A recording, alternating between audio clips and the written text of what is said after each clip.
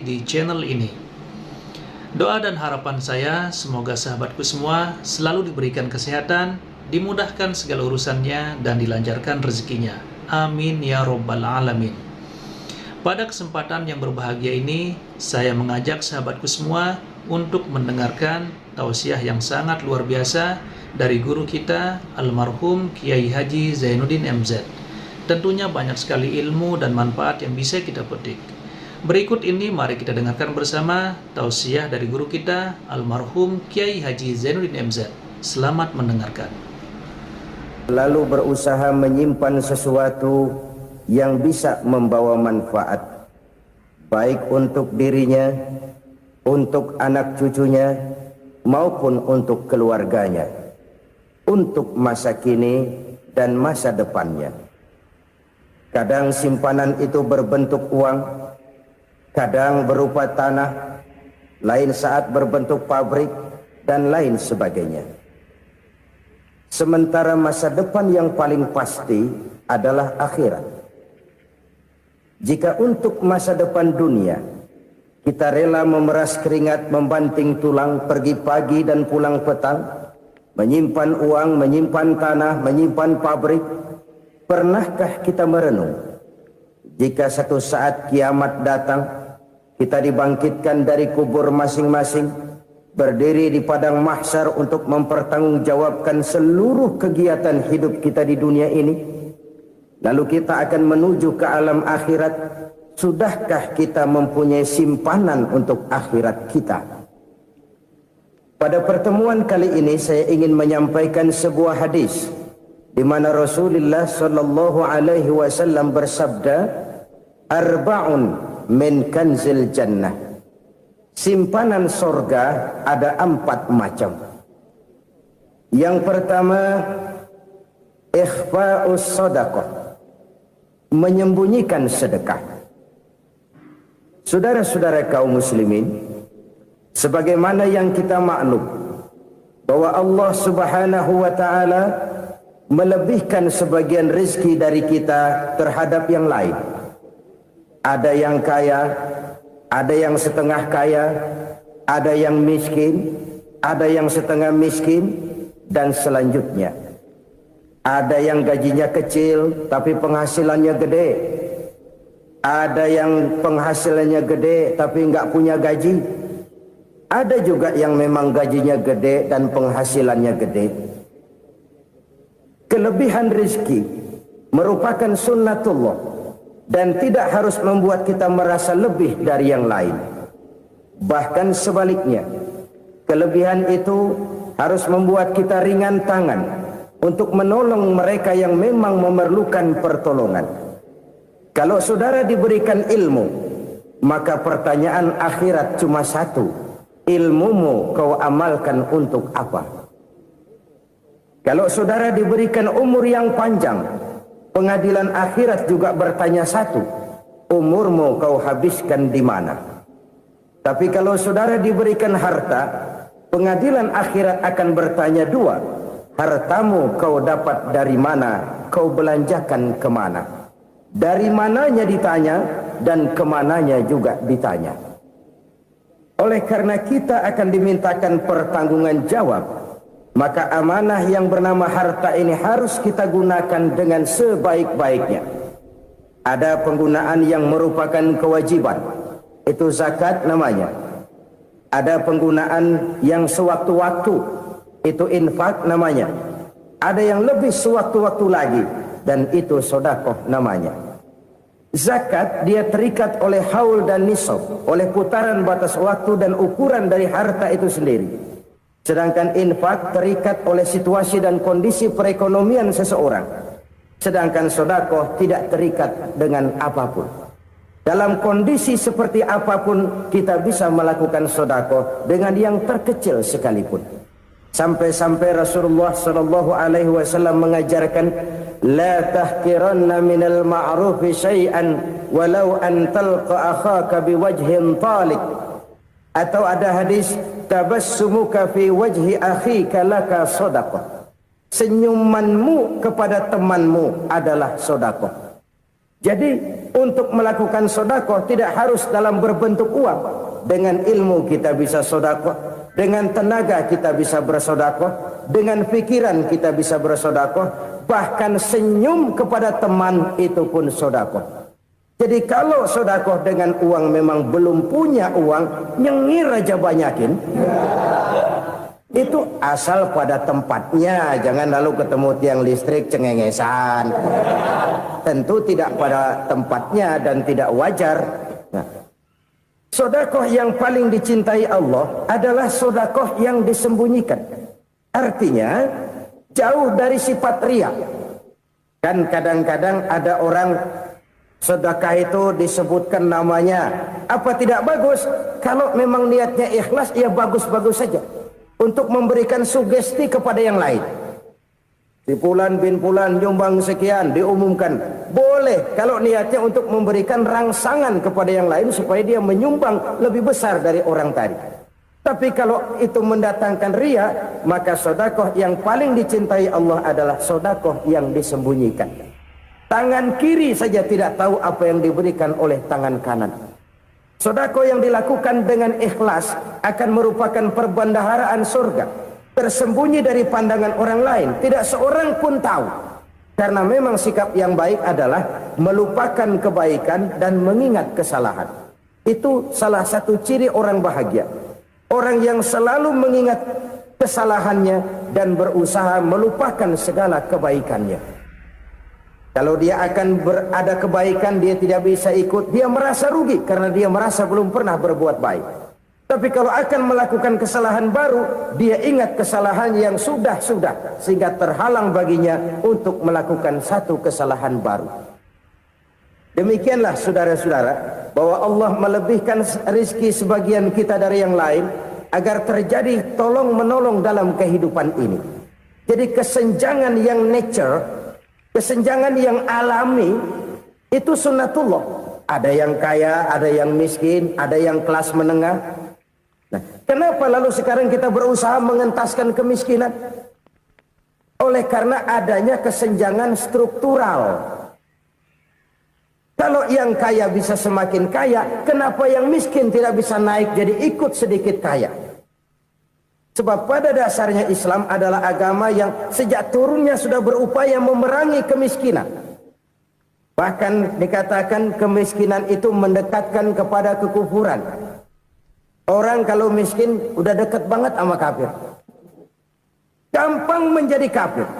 Berapa banyak saudara-saudara kita yang oleh karena soal perut, oleh karena soal materi, terpaksa meninggalkan dan menanggalkan akidahnya.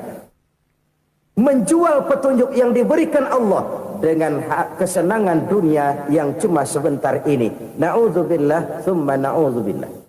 Jadi makin kita sembunyikan satu sedekah, semakin banyak perbendaharaan kita di surga. Sedekah yang paling dicintai Allah adalah sedekah yang disembunyikan. Malahan ada seorang sufi, dia punya kebiasaan kalau pergi sholat Jumat dia bawa uang, itu uang dia taruh di bawah tikar masjid.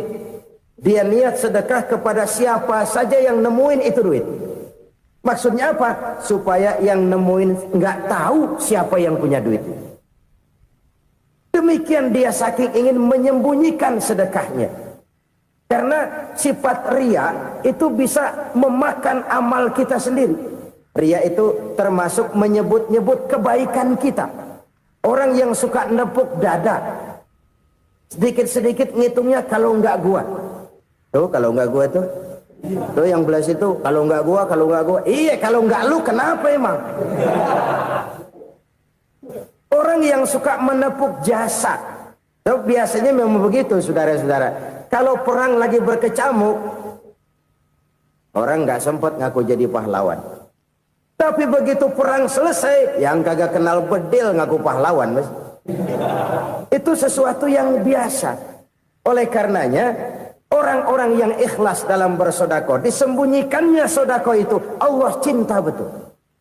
Malahan ada hadis memberikan jaminan, inna sedaqatal mar'il muslimi tazidu fil umri wa tadfa'u mitatas su'i. Sesungguhnya sedekahnya seorang mukmin tazidu fil umri, bisa menambah umur panjang, wa tadfa'u mitata su'i, dan menyelamatkan manusia dari mati secara su'ul khatimah. Jadi siapa yang kepengen panjang umur, banyaklah sedekah. Yang bosan hidup, pelit terus. Sedekah menambah panjang umur dan menyelamatkan manusia dari mati secara su'ul khatimah. Pak, katanya umur itu nggak bisa ditambah, nggak bisa dikurangin. Kapan? Kalau ajal sudah datang. Fa idza jaa ajaluhum la yastakhiruna sa'atan wa la yastakdimun. Kalau ajal datang tidak bisa dimajukan, tidak bisa dimundurkan. Itu kalau ajal sudah datang. Tidak bisa lagi umur ditambah dikurangi, sudah datang. Tapi kalau belum datang, itu kan haknya Allah. Mau ditambah, mau dikurangi, hak prerogatif Allah. Sebagai pencipta manusia, Allah Maha Kuasa dan Maha Mampu. Sedekah ini menambah panjang umur dan menyelamatkan manusia dari mati secara su'ul khatimah. Itu orang mati kan sama ya, kondisinya mati, nggak nafas. Tapi hakikat mati kan lain-lain. Ada yang mati itu husnul khatimah, baik akhirnya. Misalnya lagi ngaji mati, lagi sholat mati, lagi sedekah mati. Ini yang dinamakan dengan husnul khatimah, baik di akhirnya. Sebaliknya ada yang su'ul khatimah, jelek di akhirnya. Ini yang jadi catatan akhir. Lagi nyekek botol, mampus. Lagi banting kartu, modar. Su'ul khatimah, jelek pada akhirnya. Sedekah menyelamatkan manusia dari mati secara su'ul khatimah. Dan kita semua kepengen mendapat husnul khatimah, jauh dari su'ul khatimah. Oleh sebab itu yang bisa menyelamatkan kita dari penyakit itu antara lain adalah sedekah yang disembunyikan, yang dikerjakan dengan ikhlas karena Allah, tidak karena kepengen dipuji orang, tidak karena ingin dikatakan orang pemurah. Sebab orang dermawan itu orang yang memberi tanpa harus diminta. Kalau masih harus diminta, ya belum dermawan namanya, masih harus diminta. Kalau nggak diminta ya tulus, lolos, polos. Saudara-saudara kaum muslimin rahimakumullah, harta adalah amanat dan akan kita pertanggungjawabkan. Allah melebihkan rizki sebagian kita dari yang lain agar kita saling tolong menolong, bantu membantu. Nabi janjikan siapa yang meringankan beban saudaranya muslim di dunia, Allah akan meringankan bebannya di akhirat nanti. Sebuah jaminan dari baginda Nabi. Si orang yang kita bantu barangkali tidak bisa membalas, Allah yang akan membalas lewat jalan lain yang tidak pernah kita sangka-sangka. Ada orang tanya, Pak, ini ada orang nyumbang masjid sambil marah-marah, bagaimana? Saya bilang sumbangannya aja ambil, marahnya jangan. Marahnya jangan diambil, itu urusan dia. Saudara-saudara kaum muslimin rahimakumullah, umat Islam ini kan umat yang punya potensi besar. Kadang kita merenung, kenapa kadang-kadang pembangunan masjid kok lambat sekali? Kalau hotel hari ini peletakan pertama, bulan depan peresmian. Supermarket hari ini peletakan batu pertama, minggu depan peresmian. Tapi kalau sudah yang namanya masjid, kadang-kadang peletakan batu pertama sekaligus jadi batu terakhir. 3 tahun, 4 tahun, campur nebar jalak di jalanan, duit dijaring kayak ikan sepat.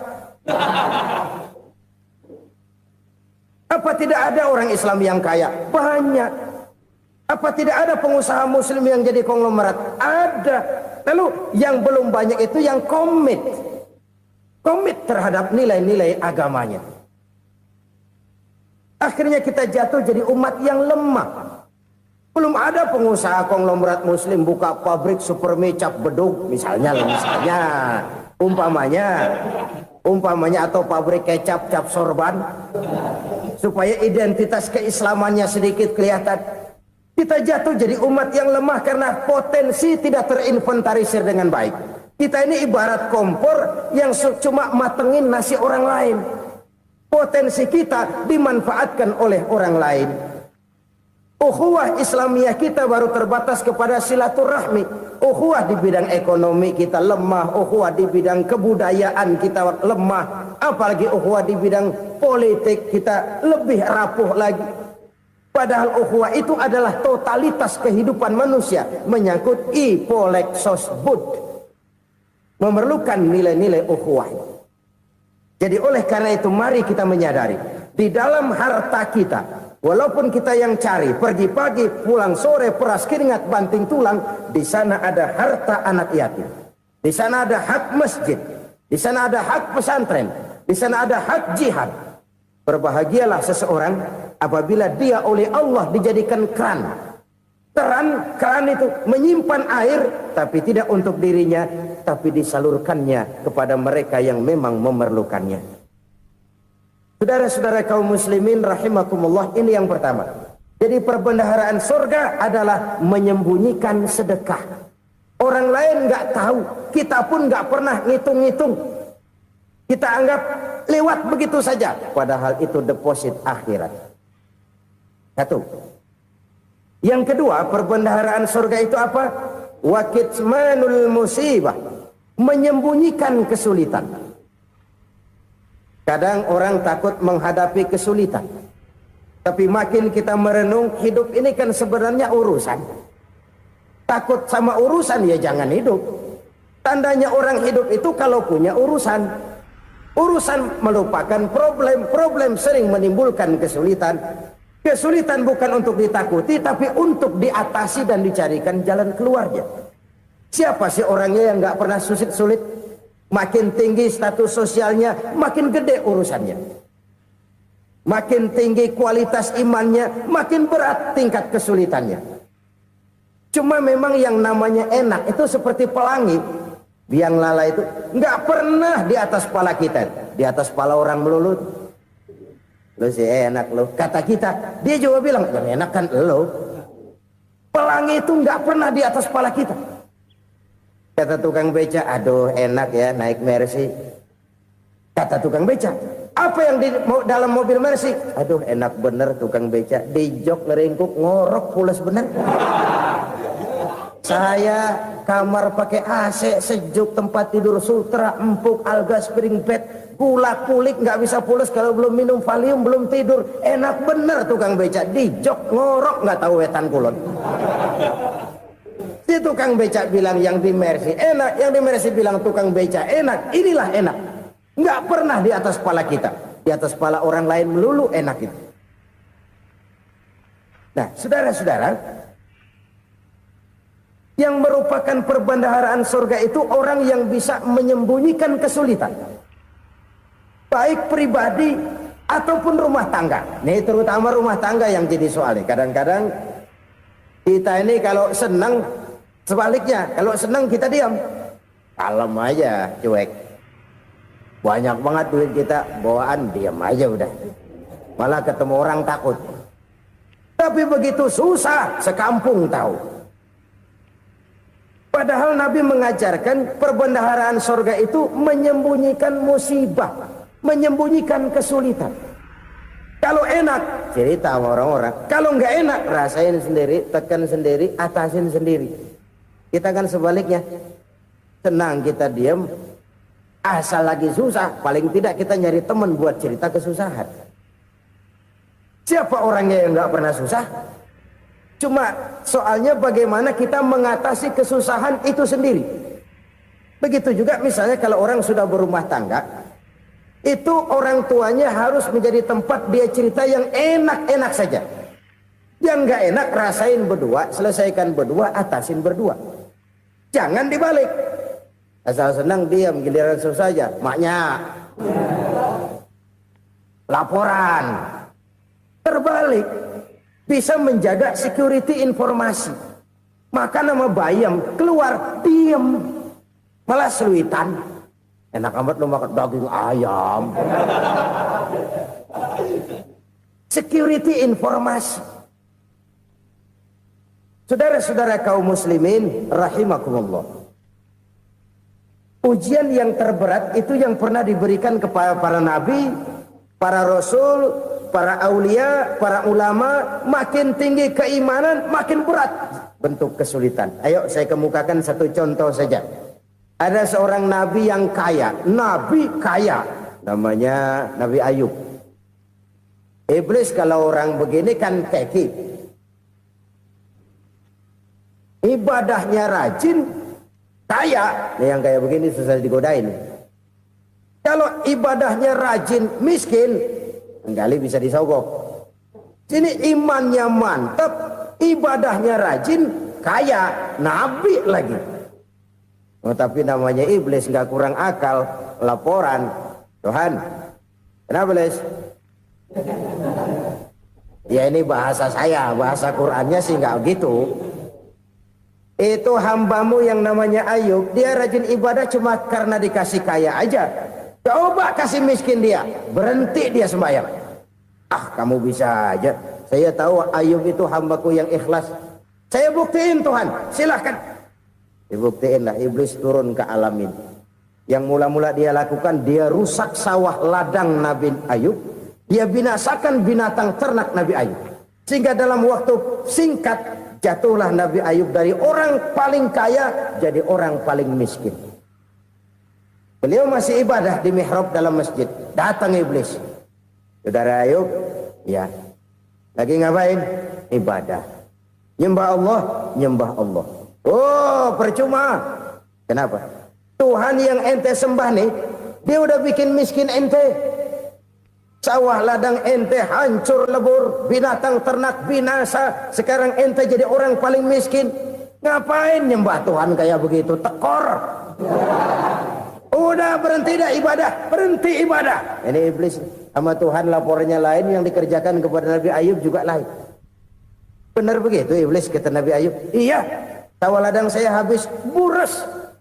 Binatang ternak saya binasa, binasa. Saya miskin, bangpak. Apa jawab Nabi Ayub? Bukan innalillahi, ini hebat. Alhamdulillahillazi a'tani wa akhza minni.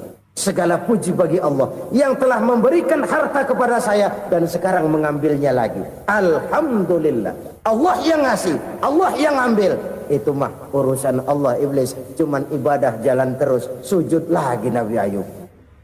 Iblis seleher gondok banget. Dasar Nabi nggak mempan dia apa-apain. Miskin malah alhamdulillah. Allah yang ngasih, Allah yang ambil. Jadi kalau kita tidak komit, kita tidak terikat kepada kaya, miskin, senang, susah, apa yang bisa bikin kita susah? Jadikan kekayaan, kemiskinan, jadikan senang, susah sebagai anak buah yang bisa kita atur. Jangan kekayaan ngatur kita, jangan kemiskinan ngatur kita. Kita yang harus mengatur mereka. Senang, susah, kaya, miskin, bahagia, sengsara, jadikan itu anak buah yang bisa kita atur. Kalau sekarang kita kaya, lain saat boleh jadi kita miskin, semiskin-miskinnya. Allah yang ngasih, Allah yang ambil. Tenaga mana yang bisa menghalangi? Ibadah jalan terus. Iblis makin gondok. Dasar Nabi loh. Akhirnya apa? Nabi Ayub dikerjain, diberikan penyakit. Demikian fatal penyakitnya. Bayangin, udah miskin sakit. Masya Allah. Miskin sakit. Sakitnya nggak lama, kira-kira 16 tahun. Istrinya 3, 2 mental minta ceraiin. Ngerawatin laki bengek begini. Senang belum tentu, susah udah pasti nih. Cerai aja, cerai dah. Cerai. Tinggal satu Siti Rahmah yang setia menemani beliau. Sesetia-setianya hati perempuan. Satu saat Siti Rahmah bilang, "Bang, iya, abang kan Nabi, Bang. Lalu, namanya Nabi kan doanya jarang meleset, Bang. Maksud kamu minta kenapa sih sama Tuhan biar abang sembuh, baik dah, Bang?" Siti Rahmah, iya. Saya sakit berapa tahun sih dah? 16 tahun, Bang. Sebelum ini saya sehat berapa tahun? Ya kira-kira 60 tahun, Bang. Nah, coba ente banding-bandingin, Rahmah. Saya dikasih sehat 60 tahun. dikasih sakit 16 tahun, sudah nggak sabar mau doa kepada Allah minta sembuh. Saya malu kepada Allah. Diuji dengan yang luar biasa seperti ini, tidak mengganggu stabilitas kehambaannya. Dia tetap menghamba kepada Allah Subhanahu wa ta'ala. Saudara-saudara kaum muslimin rahimakumullah, kunci menghadapi kesulitan itu apa? Allah jelaskan dalam satu ayat, wa basyiris sabirin alladzina iza asabathum musibah qalu inna lillahi wa inna ilaihi raji'un. Gembirakan orang-orang yang sabar. Siapa mereka itu? Yang apabila mendapat musibah mereka kembali kepada keyakinan dasar, segalanya dari Allah dan segalanya akan kembali kepada Allah. Ini konsepsi dasar dari sikap muslim dalam menghadapi berbagai kesulitan. Segalanya dari Allah, segalanya akan kembali kepada Allah. Kalau ini sudah kondisi dasarnya, maka kita akan lapang menghadapi kenyataan bagaimanapun pahitnya. Apakah itu namanya miskin, apakah itu namanya sakit, bahkan maut sekalipun.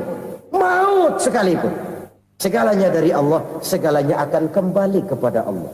Ini sikap hidup, bukan sekedar ucapan. Kita kadang-kadang menjadikannya sebagai ucapan.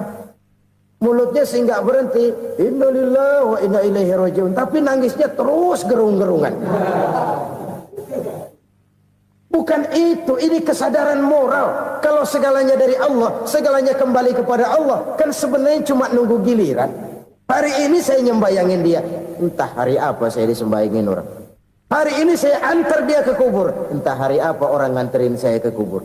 Hari ini saya tahlilkan dia, entah nanti kapan orang tahlilkan saya. Segalanya dari Allah, segalanya akan kembali juga kepada Allah. Oleh sebab itu saudara-saudara, kesulitan bukan untuk ditakuti. Kesulitan justru untuk diatasi, dicarikan jalan keluarnya. Dan tidak ada orang yang tidak pernah mendapat kesulitan. Tidak ada. Semakin tinggi status sosial, semakin tinggi kualitas keimanan, semakin besar juga tingkat kesulitan. Hanya saja bagaimana cara kita mengatasinya. Dan Al-Quran menyatakan, inna ma'al usri yusra. Di balik kesulitan itu pasti ada kemudahan. Roda itu berputar. Karena itu Rasulullah sallallahu alaihi wasallam mengingatkan kepada kita, ta'arraf ilallahi fir raha ya'rifka fisyiddah. Ingatlah kepada Allah di waktu kamu senang, supaya Allah ingat kepada kamu di waktu kamu susah. Kalau waktu senang kita ingat kepada Allah, kita susah, Allah tidak akan meninggalkan kita. Tapi kalau waktu senang kita jauh dari Allah, sujud tidak sempat, dengan masjid jauh, ketika senang kita lupakan Allah. Nanti begitu kita susah, Allah lupakan kita. Dan itu menyakitkan. Oleh karena itu orang-orang tua kita dulu bilang, kalau lagi sehat ingat-ingat lu bakal sakit nanti. Kalau lagi kaya ingat-ingat satu saat kita bakal jatuh miskin. Bahkan kalau lagi muda ingat-ingat kita bakal tua. Dan yang terpenting kalau lagi hidup ingat-ingat kita bakal mati. Saudara-saudara kaum muslimin rahimakumullah. Jadi yang kedua yang merupakan perbendaharaan surga, menyembunyikan musibah. Saudara-saudara kaum muslimin rahimakumullah. Hal ketiga yang merupakan perbendaharaan surga adalah wasilatur rahmi. Orang yang suka bersilaturahmi. Sebagaimana yang kita maklum bahwa manusia adalah makhluk yang disebut zon politikan. Makhluk sosial yang tidak mungkin hidup sendiri-sendiri. Betapa dan siapapun kita memerlukan orang lain. Bodoh betul manusia kalau tinggal di tengah masyarakat tapi tidak mau bermasyarakat. Merasa hebat sendiri, pintar sendiri, gagah sendiri, kaya sendiri. Mungkin kalau mati juga ngubur sendiri. Jangankan kita di sini. Di sorga saja Nabi Adam waktu sendirian bengong melulu, mondar mandir. Allah tegur dam sepi dam. Ya ini kalau bahasa saya. Iya Tuhan sepi ini nggak ada coret-coretan pisan ini. Diciptakan Siti Hawa baru anteng Nabi Adam. Itu di sorga. Cobalah. Umpamanya saudara tinggal di Jakarta nih. Kayak bener. Apaan aja di Jakarta punya saudara dah. Jembatan Semanggi ambil. Monas, Buntel bawa pulang. Hotel-hotel ambil semua. Cuman tinggal di Jakarta sendirian, apa enaknya? Betapa dan siapapun kita perlu orang lain. Tidak ada seorang pun yang bisa memenuhi kebutuhan hidupnya secara sendiri-sendiri. Nah, Islam telah menyelamatkan manusia dari ras diskriminasi, mengikat manusia dengan persaudaraan yang berlandaskan kepada akidah. Karena itu dianjurkan bersilaturahmi. Bahkan Nabi menyatakan, man arada ayyubsata lahu fi rizqihi wa yunsa'a fi atharihi falyasil rahimah. Siapa yang kepengen diluaskan rezekinya dan dipanjangkan usianya, banyaklah ia bersilaturahmi. Siapa yang kepengen dimudahkan rezekinya, hendaknya ia banyak bersilaturahmi. Kalau banyak teman, kesulitan kan paling tidak ada tempat cerita. Udah susah, sendirian kita pikirin diri, nggak ada tempat tukar pikiran. Cepet banget sama bengek. Dilawan sendiri. Nah, secara makro kita bisa berkata, tidak mungkin ada kemenangan kalau tidak ada kekuatan. Tidak ada kekuatan kalau tidak ada kesatuan dan persatuan. Tidak mungkin ada kesatuan dan persatuan tanpa semangat silaturahmi. Kalau umat Islam mau menang, dia harus kuat. Kalau umat Islam mau kuat, dia harus bersatu. Kalau umat Islam mau bersatu, dia harus membudayakan silaturahmi ini. Bahkan sampai-sampai kata Nabi, kalau bisa cari nilai tambah. Apa? Silman qata'ak. Bersilaturahmilah kau kepada orang yang marah denganmu. Masya Allah, indahnya ajaran agama kita. Orang yang marah pun kepada kita, kata Nabi, kalau bisa bersilaturahmilah kepadanya. Kepada orang yang marah itu. Di situ nilai tambah. Cuman jujur nih hadis, ngucapinnya gampang, ngamalinnya yang berat banget. Orang marah sama kita disuruh silaturahmi, ada apa malu? Lu marah, ada gua marahan lagi. Gue pikirin. Saudara-saudara kaum muslimin rahimakumullah. Tapi ini yang diajarkan, bahkan ini yang dicontohkan oleh baginda Rasul. Bagaimana begitu mudah, misalnya satu saat Abu Jahal ini ngatur strategi bagaimana bikin Muhammad celaka. Dia gali lubang di depan tempat tidurnya. Dia tutupin daun korma. Terus dia panggil seseorang, ke sini. Kasih tahu Muhammad, pamannya sakit keras, minta ditengokin. Berangkat orang ini ke sana. Muhammad, labbaik. Pamanmu sakit keras, dia minta ditengokin. Baik, saya akan datang menjenguk beliau. Berangkatlah Nabi ke rumah Abu Jahal tanpa prasangka apapun. Abu Jahal udah pasang setil, selimut 3 rangkap setengah dia pakai, persis kayak orang meriang. Tapi sembari ngintip dari balik selimut, begitu Muhammad buka pintu, nah masuk perangkap nih. Muhammad jalan menuju tempat pembaringan. Makin lama makin dekat, makin lama makin dekat, makin dekat ke lubang yang dipasang oleh Abu Jahal itu. Dalam hati Abu Jahal, terus dah jatuh, mampus dah lo ini. Mampus lo hari ini nih. Apa yang terjadi? Malaikat Jibril datang. Muhammad, pamanmu cuma pura-pura sakit. Di depan tempat tidurnya ada lubang perangkap supaya kamu jatuh ke situ. Sudah, kamu pulang. Balik kanan Nabi. Sudah hampir jatuh ke lubang, balik kanan, pulang. Bayangin kecewanya Abu Jahal. Muhammad dikit lagi, Muhammad dikit lagi. Enggak paman, saya pulang aja. Emosi bangun dari tempat tidur, enggak sadar kalau lagi pura-pura sakit. Lompat ngejar Nabi, dia lupa dengan lubang yang dia gali. Usrak, nyemplung sendiri ke dalam lubang.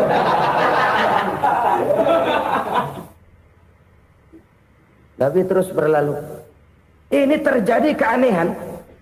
Jatuh ke lubang yang dia gali itu sebenarnya nggak terlalu dalam ya, antara 3-4 meteran lah. Tolong saya jatuh ke lubang ini. Datanglah pelayan-pelayannya itu. Angkat saya dari sini. Oh, yang ngulurin tambang. 1 gulung, belum juga nyampe itu tambah. Kurang beli lagi ke warung. Sambung, ulur lagi, enggak juga bisa sampai. Wah ini kerjaan Muhammad ini. Tolong siapa salah seorang kamu ke rumah Muhammad, kasih tahu encangnya kecebur. Minta ditolongin. Sampaikan kepada Rasul. Kenapa? Pamanmu jatuh ke lubang, Muhammad minta tolong diangkatin. Tambang udah nyambung-nyambung nggak nyampe juga. Ya, nanti saya datang, saya tolong. Coba. Nyata-nyata orang berniat jahat mau mencelakakan dia. Datang dia menolong. Ini yang disebut air tuba dibalas air susu ya ini. Bukan sebaliknya. Air tuba dibalas air susu. Paman, kecebur ya? Iya Muhammad, tolong ini. Pegang tangan saya. Nabi ulurkan tangannya. Nyampe. Dipegang oleh Abu Jahal. Diangkat ke atas. Sampai atas, apa kata Abu Jahal? Sihirmu memang hebat Muhammad. Udah ditolongin dikata sihir. Ya enak kita kemplang kan itu orang begitu. Urusan apa? Tapi inilah akhlak. Kalau bisa kamu bersilaturahmilah dengan orang yang marah kepadamu sekalipun. Orang marah kita tetap baik. So, kalau kita berbuat baik sama orang yang memang baik, rasanya sih biasa-biasa aja. Orang baik kita baik lagi, ya draw aja, belum ada nilai tambah di situ. Baru ada nilai tambah kalau kita bisa berbuat baik kepada orang yang nyakitin kita. Itu namanya kita setingkat di atas dia. Dia sakitin kita, kita berbuat baik sama dia. Dia pelit sama kita baik sama dia. Dia marahin kita deketin dia. Di situ kita punya nilai tambah. Jadi siapa yang ingin diluaskan rezekinya kata Nabi dan dipanjangkan umurnya, hendaklah ia banyak-banyak bersilaturahmi. Sederhana sebenarnya silaturahmi, tapi silaturahmi membangkitkan semangat kesatuan dan persatuan. Kesatuan dan persatuan melahirkan kekuatan. Dalam matematika 1 ditambah 1 pasti 2. Tapi di tengah masyarakat 1 orang takut ditambah 1 orang takut, hasilnya jadi 2 orang setengah berani. Kenapa setengah berani? Karena udah berdua. Tadi pan takut sendirian. Kalau dia kumpul turu-turu takutlah jadi berani. Kita yang lemah, kita yang tidak berdaya, kita yang miskin, kalau mau kompak bersatu, apa yang nggak bisa kita kerjain? Apalagi tinggal di kota besar, pilihan cuma 2. Bertahan atau minggir. Bertahan atau minggir. Untuk bisa bertahan harus mampu bersaing. Untuk mampu bersaing harus punya keahlian. Keahlian harus ditunjang dengan pendidikan, ditambah oleh kekompakan sebagai umat. Udah miskin mencar mulu, orang injak kita. Orang nggak pandang urusan apa malu. Oleh karena itu silaturahmi pada hakikatnya merupakan roh dari ukhuwah yang diajarkan oleh agama kita. Bagaimana Islam menyelamatkan masyarakat manusia dari ras diskriminasi, mengikat manusia, dan tidak ada persaudaraan yang lebih indah selain persaudaraan yang diikat dengan nilai-nilai akidah. Sepanjang orang di jalan Allah, itulah saudara kita. Keluar dia dari jalan Allah, selesailah persaudaraan sampai di situ. Karena itu, kalau ingin menyimpan sesuatu di surga, banyaklah bersilaturahmi. Datang ke rumah ini, datang ke rumah itu, dan lain sebagainya. Itu simpanan kita di akhirat nanti. Ini yang ketiga. Saudara-saudara, yang keempat, perbendaharaan surga itu apa? Wa qawlu la hawla wa la quwwata illa billah. Ucapan la hawla wa la quwwata illa billah. Ibadah kan ada yang berat, modalnya besar. Bangun masjid berat, modalnya besar. Bangun rumah sakit berat, modalnya besar. Ada ibadah yang berat tapi modalnya ringan. Misalnya puasa. Puasa itu berat, mengendalikan nafsu. Kalau sekedar nggak makan nggak minum sih enteng, mengendalikan nafsu. Itu jihad terbesar, tapi kan modalnya ringan, cuma niat saja. Ini ibadah berat, modalnya ringan. Ada ibadah yang ringan, modalnya juga enteng. Seperti termasuk ucapan la haula wa la quwwata illa billah. tanpa sadar. La haula wala quwata illa billah. Nyelengin tuh di surga. Nyelengin, kita nggak terasa. Nyelengin simpenan akhirat. La haula wala quwata illa billah. Nyimpan lagi. Kaget. La haula wala quwata illa billah. Nyimpan lagi. Banyak simpenan. Walaupun sebenarnya yang dimaksud di sini adalah kesadaran batin. Bahwa tidak ada daya dan kekuatan kecuali Allah. Itu intinya. Kita memulai pekerjaan disunahkan baca bismillah, kan begitu? Apa itu? Kesadaran moral. Bahwa ini saya bisa kerjakan. Saya kerjakan ini dengan menyebut nama Allah. Kenapa? Kalau Allah tidak memberikan daya dan kekuatan, mana mampu saya kerjakan ini. Maka saya kerjakan ini dengan menyebut nama Allah. Bismillah. Kesadaran moral. Manusia hanya wajib berusaha, tapi nggak pernah wajib berhasil. Banyak hal-hal yang kalau kita renungkan secara rasio nggak mungkin, tapi jadi kenyataan. La haula wala quwata illa billah. Tidak ada daya dan kekuatan kecuali bagi Allah semata-mata. Kesadaran moral akan kelemahan dan keterbatasan makhluk bernama manusia. Kadang kita kagum dengan otak, tapi kita sering lupa sama yang bikin otak. Padahal bagaimanapun hebatnya otak, yang bikin otak pasti lebih hebat dari otak. Nggak percaya, silahkan otak-otakan. Inilah kecenderungan. Kita kagum dengan pesawat-pesawat mutakhir, bukan main besi gede banget terbang itu. Alangkah hebatnya. Lalu apa yang bikin otak tidak lebih hebat dari itu semua? Kita puji laut. Apa yang bikin laut tidak lebih hebat dari laut itu? La haula wala quwata illa billah. Tidak ada daya dan kekuatan kecuali Allah. Apa yang bisa kita lakukan? Kalau tidak karena daya dan kemampuan yang diberikan oleh Allah kepada kita. Lahirlah sikap tawadu, rendah hati. Tidak melonjak menjadi angkuh dan sombong. Sadar akan kelemahan dan keterbatasan diri. Sebagai makhluk yang diciptakan oleh Allah subhanahu wa ta'ala. Jadi satu sisi ini ucapan yang berpahala, la haula, jadi wiridan. Pada sisi lain ini kesadaran moral, sikap mental, kesadaran batin.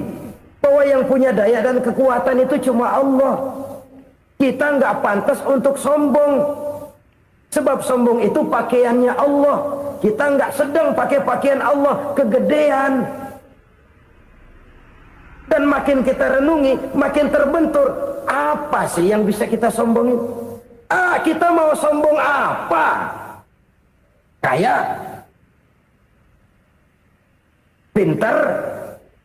Itu kan semua relatif. Di atas langit masih ada langit lagi. Jadi oleh karenanya, marilah kita menyadari. Manusia hanya wajib berusaha, tapi tidak pernah wajib berhasil. Yang berusaha saja tidak wajib berhasil, apalagi yang tidak berusaha.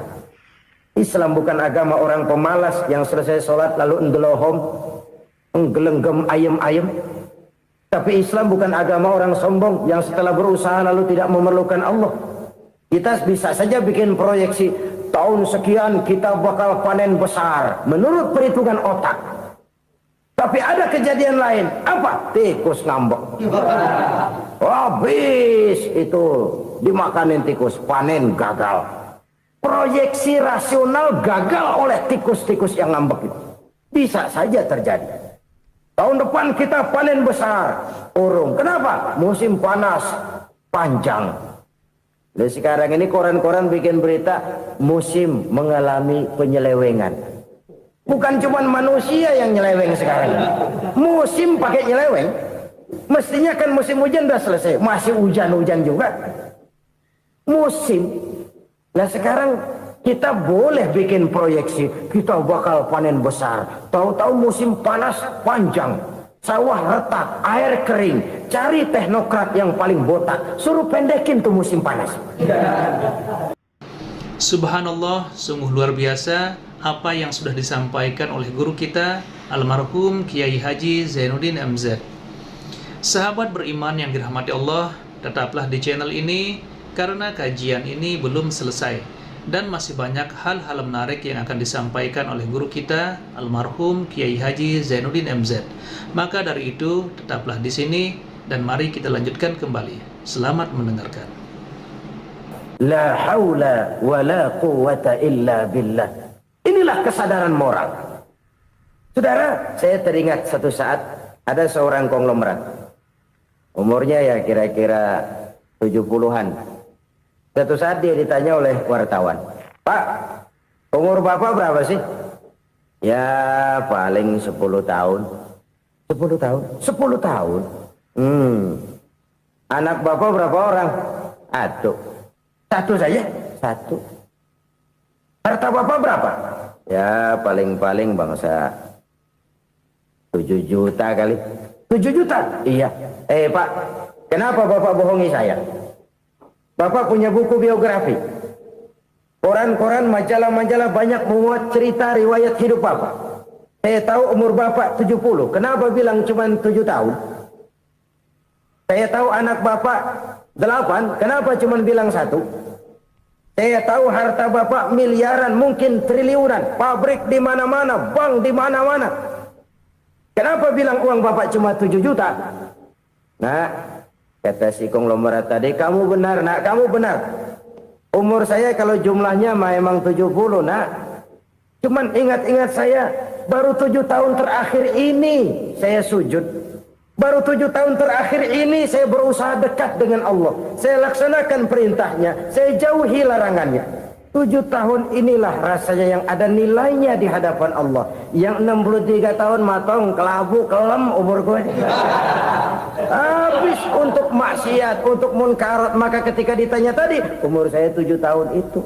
Oh begitu Pak. Oh iya. Lalu anak Pak. Anak Bapak kan 8. Kenapa bilang cuma 1?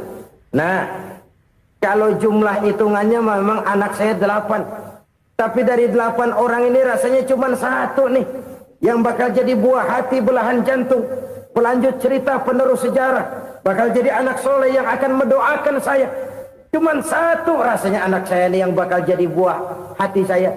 Besar-besaran saya. Yang akan mendoakan di kubur saya. Yang akan mendoakan di akhirat saya. Yang 7 orang mana? Masya Allah, yang atu tenggeng, yang atu nyekek botol mulu, yang atu nggak karu-karuan. Makanya saya bilang 1 anak saya yang akan bisa mendoakan saya. Oh begitu Pak. Iya. Nah harta Pak, harta Bapak kan triliunan. Pabrik Bapak di mana-mana. Uang Bapak hampir di tiap bank-bank besar. Kenapa bilang cuma 7 juta? Betul kau nak. Harta saya kalau jumlahnya memang miliaran, triliunan mungkin. Tapi yang saya ingat baru 7 juta tuh yang saya belanjakan di jalan Allah. Saya nyumbang masjid, saya santuni yatim piatu, saya bantu pembangunan pesantren, saya bantu pembangunan rumah sakit Islam. Itu yang akan saya bawa pulang ke akhirat, yang 7 juta itu. Yang triliunan itu nanti akan direbutkan oleh anak-anak saya sebagai waris saya. Jadi harta saya 7 juta itu yang bakal nemenin saya di akhirat. Yang akan saya bawa pulang jadi teman saya. Saudara-saudara kaum muslimin, jangan-jangan orang tua itu adalah kita-kita ini. Jangan-jangan kita-kita ini adalah orang tua itu. Jangan-jangan itu potret dari diri kita masing-masing. Dari sekian umur yang diberikan Allah, berapa tahun yang ada nilainya di hadapan Allah? Dari sekian anak-anak yang merupakan amanah, berapa yang akan mendoakan kita sebagai orang tuanya menjadi anak soleh? Dari sekian banyak harta yang diberikan Allah, berapa yang akan kita bawa pulang menghadapnya nanti, yang kita belanjakan di jalan Allah? Ini sebuah potret kehidupan. Karena itu kita kembali kepada la haula wa la quwwata illa billah. Kita wajib berusaha, kita wajib berikhtiar. Selebihnya, segala daya dan kekuatan hanya milik Allah saja semata-mata. Satu kesadaran batin dari setiap pribadi muslim. Setelah ia berusaha dan berikhtiar, ia menyerahkannya kepada Allah Subhanahu wa ta'ala. Jadi, satu sisi ini merupakan wiridan ucapan yang mengandung pahala. Pada sisi lain, ini merupakan sikap batin dari seorang muslim di dalam ia menghadapi realitas kehidupan ini. Saudara-saudara kaum muslimin, rahimakumullah. Kalau ini kita jadikan satu basis kehidupan, maka ini akan menyelamatkan manusia dari kemungkinan tergelincir menjadi orang yang lupa diri dan lupa darat. Sebab itu Imamul Ghazali berpesan, jadidis safinah fa innal bahra amiq wa khuziz zad fa inna safara ba'id wa khaffifil hamla fa innal hamla sadid. Perbarui selalu kapalmu karena lautan sangat dalam. Bawa bekal yang banyak karena perjalanan ini sangat jauh. Ringankan beban karena kebanyakan beban akan menyakitkan. Alangkah indah kalimat ini, alangkah dalam makna yang terkandung di sana. Perbarui selalu kapalmu karena lautan sangat dalam. Apa artinya ini? Jaga mentalmu baik-baik. Pelihara imanmu baik-baik karena hidup penuh cobaan seperti lautan. Kita kalau berlayar di lautan kan kadang-kadang tenang, angin bertiup sepoi-sepoi basah.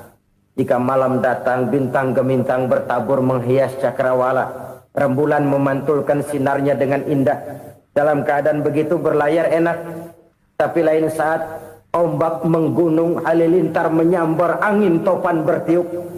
Berapa banyak sudah saudara-saudara kita yang tenggelam di lautan dunia tanpa sadar bahwa dia belum sampai kepada pantai yang akan dituju. Berapa banyak sudah saudara-saudara kita yang tenggelam di lautan dunia ini tanpa sempat bangkit lagi. Dia menyangka sudah sampai kepada tujuannya. Hati-hati kapal jangan sampai bocor karena lautan sangat dalam. Iman ini jaga baik-baik karena hidup penuh dengan ujian. Wa khuzizat fa inna safara ba'id. Bawa bekal yang banyak karena perjalanan sangat jauh. Saudara mau ke Bandung, bawa duit. Saudara mau ke Surabaya, banyakan lagi duitnya. Saudara mau ke Mekah, gepokan, iketan tuh duit, nggak lembaran lagi. Makin jauh perjalanan, makin banyak bekal yang harus kita bawa. Kalau saudara dari Jakarta mau ke Surabaya, kagak bawa duit berangkat juga, itu sih bukan berani namanya, nekat. Sampai Surabaya belum tentu, sengsara di jalan udah pasti. Kenapa? Nggak bawa bekal berangkat. Sama juga kita nih, misalnya belum sempat sembahyang, mati. Waduh, berani banget orang. Belum punya bekal, mati. Sengsara di jalan. Atau bekal tidak cukup. Dari Jakarta saudara mau ke Surabaya, bawa duit 500 perak. Paling jauh Cikampek nyampenya itu. Paling jauh itu. Antara jauhnya perjalanan dengan bekal yang saudara bawa tidak seimbang. Hidup ini perjalanan panjang. A walking tour. Dimulai dari alam arwah. Sebelum jasad diciptakan, roh diciptakan lebih dulu. Dari situ pindah ke alam rahim. Dari alam rahim pindah ke alam dunia. Dari alam dunia pindah ke alam barzah. Baru menuju akhirat.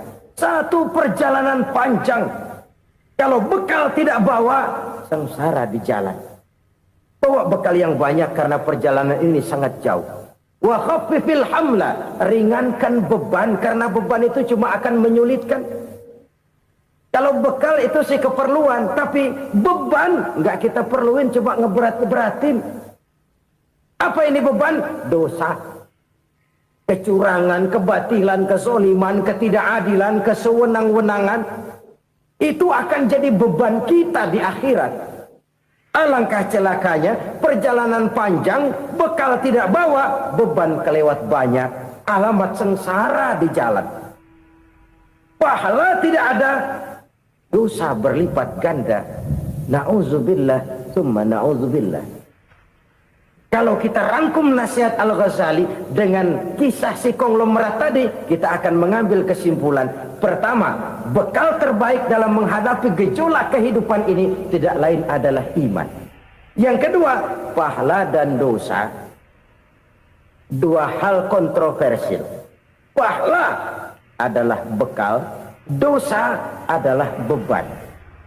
Tapi kita sekarang kan tidak begitu terangsang kepada yang abstrak.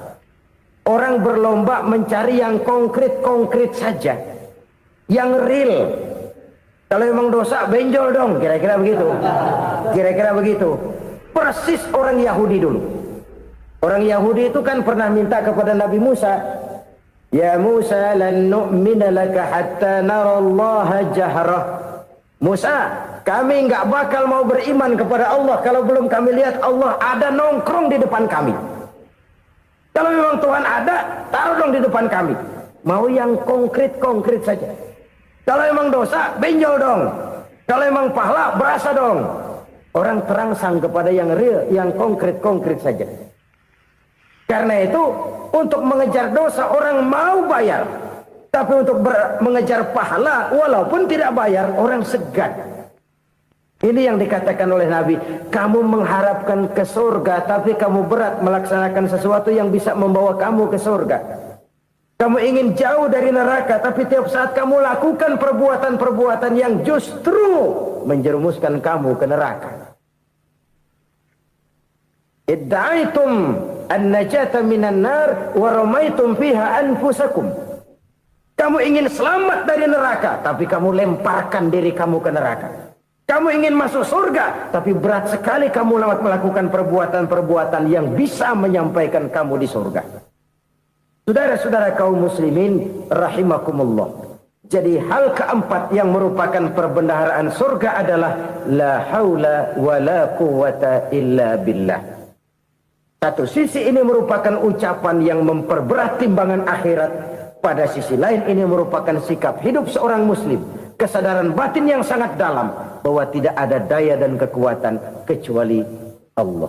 Dan itu kita simbolkan pada saat memulai pekerjaan dengan Bismillah. Dengan menyebut nama Allah. Satu kesadaran moral. Saya hanya bisa melakukan ini karena diberikan daya dan kekuatan oleh Allah. Lahirlah sikap tawadu, rendah hati, tidak melonjak menjadi angkuh dan sombong. Saudara-saudara, sampai sini dulu jumpa kita kali ini. Semoga 4 perbendaharaan surga ini dapat kita lakukan, yang kelak akan merupakan bekal kita di kemudian hari nanti. Amin ya rabbal alamin. Terima kasih atas segala perhatian. Mohon maaf atas segala kekurangan. Usikum wa iyaya bitaqwallah. Wassalamualaikum warahmatullahi wabarakatuh. Waalaikumsalam warahmatullahi wabarakatuh. Alhamdulillahirrabbilalamin. Itulah tadi tausiah yang sangat luar biasa yang disampaikan oleh guru kita almarhum Kiai Haji Zainuddin MZ. Tentunya banyak sekali hikmah dan manfaat yang bisa kita petik. Sahabat beriman yang dirahmati Allah, mari kita doakan guru kita, semoga beliau diampuni segala dosa-dosanya dan dilapangkan kuburnya. Amin ya rabbal alamin. Dan buat sahabatku semua yang sudah setia menonton video ini sampai selesai, saya ucapkan terima kasih banyak. Semoga Allah Subhanahu wa Ta'ala senantiasa selalu melimpahkan rahmat dan karunia-Nya kepada sahabatku semua. Selalu diberikan kesehatan, diberikan kemudahan, dan dilancarkan rezekinya. Amin ya rabbal alamin. Baiklah, untuk hari ini cukup sampai di sini dulu. Sampai bertemu lagi di kajian berikutnya. Wabillahi taufiq wal hidayah, waridho wal inayah. Assalamualaikum warahmatullahi wabarakatuh. Setelah kita mendengarkan bersama kajian penuh ilmu, penuh hikmah dan manfaat yang sudah disampaikan oleh guru kita Al-Mafrullah Kiai Haji Zainuddin MZ, sekarang mari kita lanjutkan aktivitas kita masing-masing. Saya doakan semoga sahabat semua selalu diberikan kesehatan, kemudahan dan kelancaran. Amin ya rabbal alamin. Sampai bertemu lagi di video Samudra Doa berikutnya. Assalamualaikum warahmatullahi wabarakatuh. Assalamualaikum warahmatullahi wabarakatuh. Alhamdulillahirrabbilalamin. Wassalatu wassalamu ala ashrafil anbiya'i wal mursalin Sayyidina Muhammadin wa ala alihi wa sahbihi ajma'in. Amma ba'du. Sahabat beriman yang dirahmati Allah, alhamdulillah kita bertemu lagi di channel ini. Doa dan harapan saya semoga sahabatku semua selalu diberikan kesehatan, dimudahkan segala urusannya, dan dilancarkan rezekinya. Amin ya rabbal alamin. Pada kesempatan yang berbahagia ini, saya mengajak sahabatku semua untuk mendengarkan tausiah yang sangat luar biasa dari guru kita almarhum Kiai Haji Zainuddin MZ. Tentunya banyak sekali ilmu dan manfaat yang bisa kita petik. Berikut ini mari kita dengarkan bersama tausiah dari guru kita almarhum Kiai Haji Zainuddin MZ. Selamat mendengarkan. Lalu berusaha menyimpan sesuatu yang bisa membawa manfaat, baik untuk dirinya, untuk anak cucunya, maupun untuk keluarganya, untuk masa kini dan masa depannya. Kadang simpanan itu berbentuk uang, kadang berupa tanah, lain saat berbentuk pabrik, dan lain sebagainya. Sementara masa depan yang paling pasti adalah akhirat. Jika untuk masa depan dunia, kita rela memeras keringat, membanting tulang, pergi pagi dan pulang petang, menyimpan uang, menyimpan tanah, menyimpan pabrik, pernahkah kita merenung jika satu saat kiamat datang, kita dibangkitkan dari kubur masing-masing, berdiri di padang mahsyar untuk mempertanggungjawabkan seluruh kegiatan hidup kita di dunia ini, lalu kita akan menuju ke alam akhirat. Sudahkah kita mempunyai simpanan untuk akhirat kita?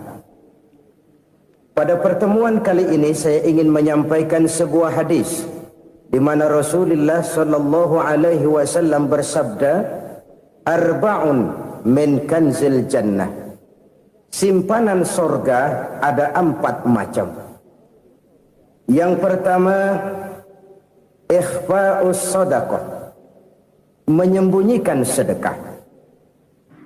Saudara-saudara kaum muslimin, sebagaimana yang kita maklum bahwa Allah Subhanahu wa taala melebihkan sebagian rezeki dari kita terhadap yang lain.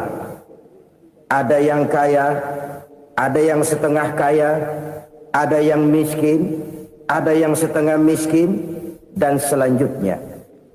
Ada yang gajinya kecil tapi penghasilannya gede. Ada yang penghasilannya gede tapi nggak punya gaji. Ada juga yang memang gajinya gede dan penghasilannya gede. Kelebihan rezeki merupakan sunnatullah dan tidak harus membuat kita merasa lebih dari yang lain.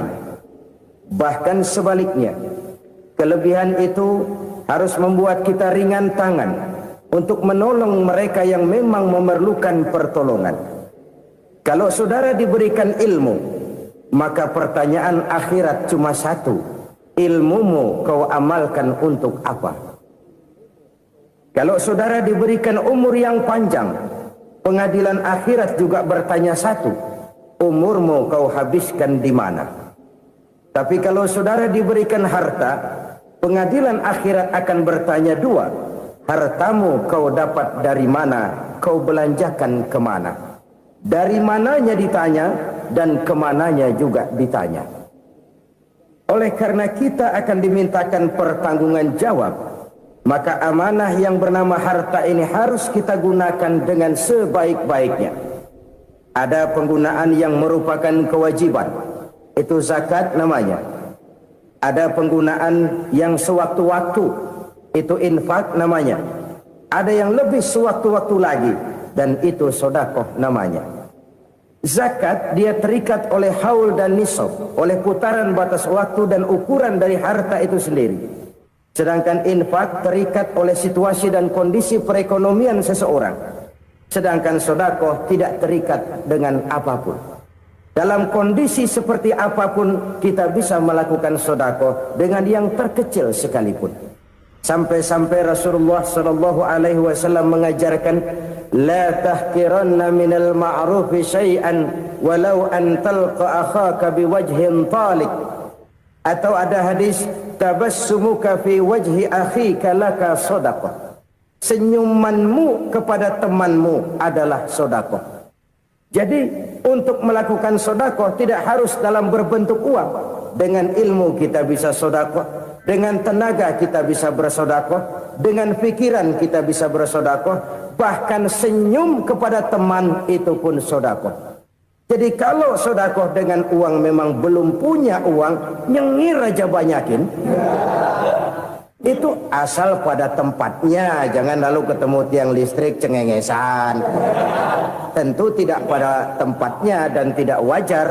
Nah, Sodakoh yang paling dicintai Allah adalah sodakoh yang disembunyikan.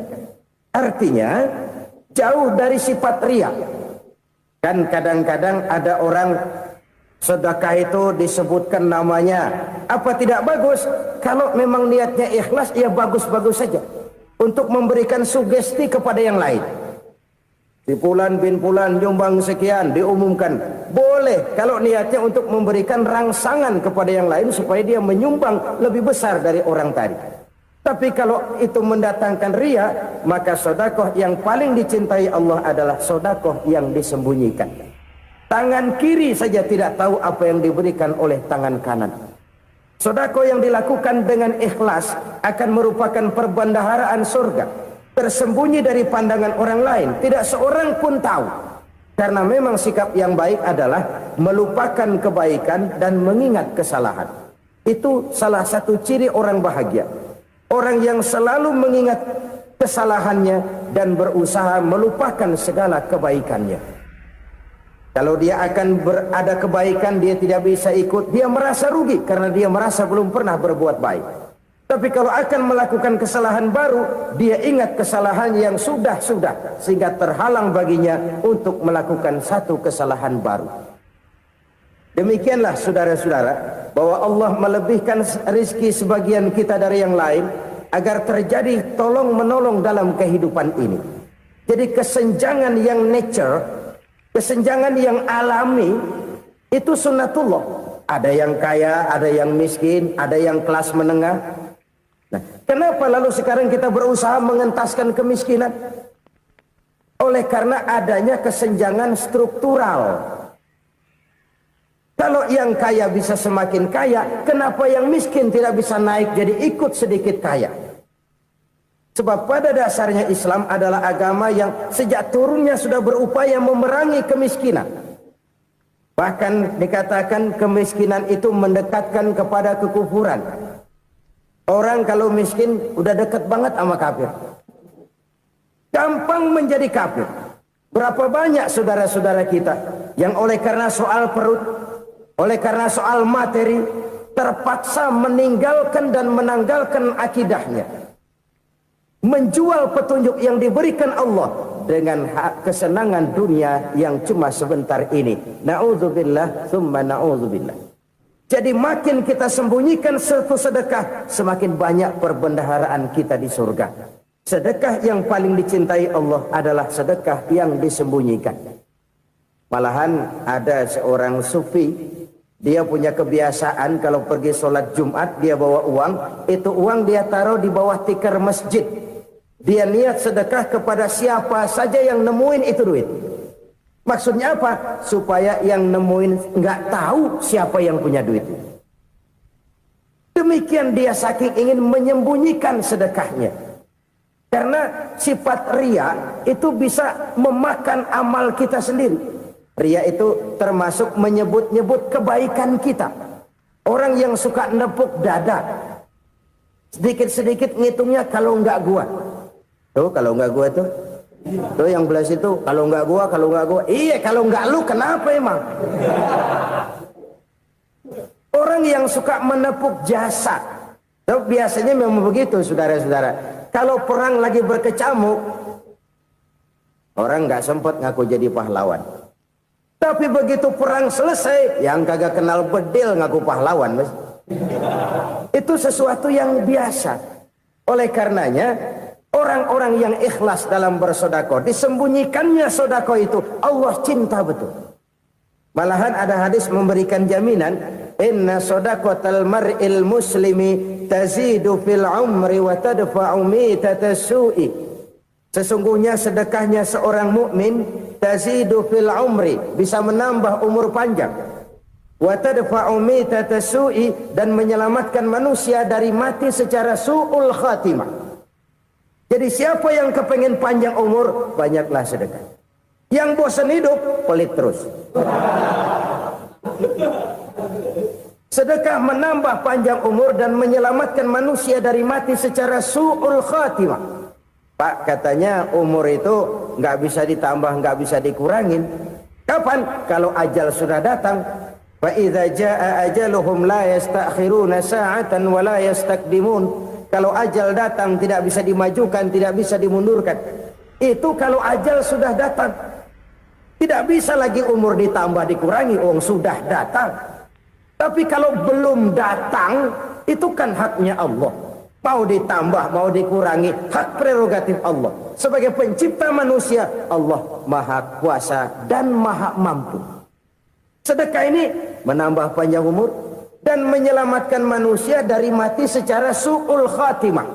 Itu orang mati kan sama ya, kondisinya mati, nggak nafas. Tapi hakikat mati kan lain-lain. Ada yang mati itu husnul khatimah, baik akhirnya. Misalnya lagi ngaji mati, lagi sholat mati, lagi sedekah mati. Ini yang dinamakan dengan husnul khatimah, baik di akhirnya. Sebaliknya ada yang su'ul khatimah, jelek di akhirnya. Ini yang jadi catatan akhir. Lagi nyekek botol, mampus. Lagi banting kartu, modar. Su'ul khatimah, jelek pada akhirnya. Sedekah menyelamatkan manusia dari mati secara su'ul khatimah. Dan kita semua kepengen mendapat husnul khatimah, jauh dari su'ul khatimah. Oleh sebab itu yang bisa menyelamatkan kita dari penyakit itu antara lain adalah sedekah yang disembunyikan, yang dikerjakan dengan ikhlas karena Allah, tidak karena kepengen dipuji orang, tidak karena ingin dikatakan orang pemurah. Sebab orang dermawan itu orang yang memberi tanpa harus diminta. Kalau masih harus diminta, ya belum dermawan namanya, masih harus diminta. Kalau nggak diminta ya tulus, lolos, polos. Saudara-saudara kaum muslimin rahimakumullah, harta adalah amanat dan akan kita pertanggungjawabkan. Allah melebihkan rizki sebagian kita dari yang lain agar kita saling tolong menolong, bantu membantu. Nabi janjikan siapa yang meringankan beban saudaranya muslim di dunia, Allah akan meringankan bebannya di akhirat nanti. Sebuah jaminan dari baginda Nabi. Si orang yang kita bantu barangkali tidak bisa membalas, Allah yang akan membalas lewat jalan lain yang tidak pernah kita sangka-sangka. Ada orang tanya, Pak, ini ada orang nyumbang masjid sambil marah-marah, bagaimana? Saya bilang sumbangannya aja ambil, marahnya jangan. Marahnya jangan diambil, itu urusan dia. Saudara-saudara kaum muslimin rahimakumullah, umat Islam ini kan umat yang punya potensi besar. Kadang kita merenung, kenapa kadang-kadang pembangunan masjid kok lambat sekali? Kalau hotel hari ini peletakan pertama, bulan depan peresmian. Supermarket hari ini peletakan batu pertama, minggu depan peresmian. Tapi kalau sudah yang namanya masjid, kadang-kadang peletakan batu pertama sekaligus jadi batu terakhir. 3 tahun, 4 tahun, campur nebar jalak di jalanan, duit dijaring kayak ikan sepat. Apa tidak ada orang Islam yang kaya? Banyak. Apa tidak ada pengusaha muslim yang jadi konglomerat? Ada. Lalu yang belum banyak itu yang komit terhadap nilai-nilai agamanya.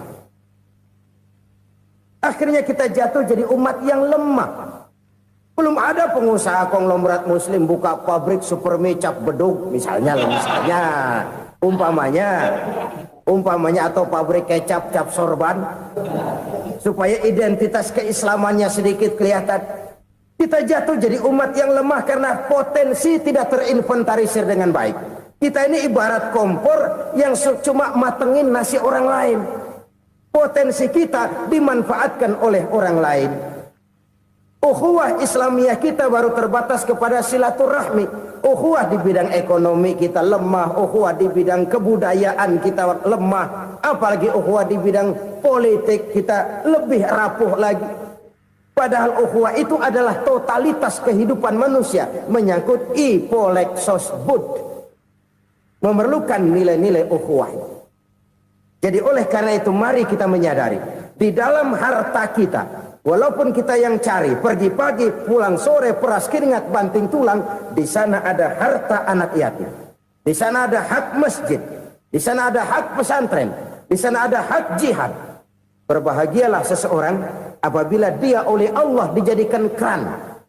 Keran itu menyimpan air, tapi tidak untuk dirinya, tapi disalurkannya kepada mereka yang memang memerlukannya. Saudara-saudara kaum muslimin rahimakumullah, ini yang pertama. Jadi perbendaharaan surga adalah menyembunyikan sedekah. Orang lain nggak tahu, kita pun nggak pernah ngitung-ngitung. Kita anggap lewat begitu saja, padahal itu deposit akhirat. Satu. Yang kedua, perbendaharaan surga itu apa? Wa kitmanul musibah, menyembunyikan kesulitan. Kadang orang takut menghadapi kesulitan. Tapi makin kita merenung, hidup ini kan sebenarnya urusan. Takut sama urusan, ya jangan hidup. Tandanya orang hidup itu kalau punya urusan. Urusan melupakan problem. Problem sering menimbulkan kesulitan. Kesulitan bukan untuk ditakuti, tapi untuk diatasi dan dicarikan jalan keluarnya. Siapa sih orangnya yang nggak pernah sulit-sulit? Makin tinggi status sosialnya, makin gede urusannya. Makin tinggi kualitas imannya, makin berat tingkat kesulitannya. Cuma memang yang namanya enak itu seperti pelangi. Biang lala itu nggak pernah di atas kepala kita, di atas kepala orang melulu. Lu sih enak lu, kata kita. Dia juga bilang yang enak kan lu. Pelangi itu nggak pernah di atas kepala kita.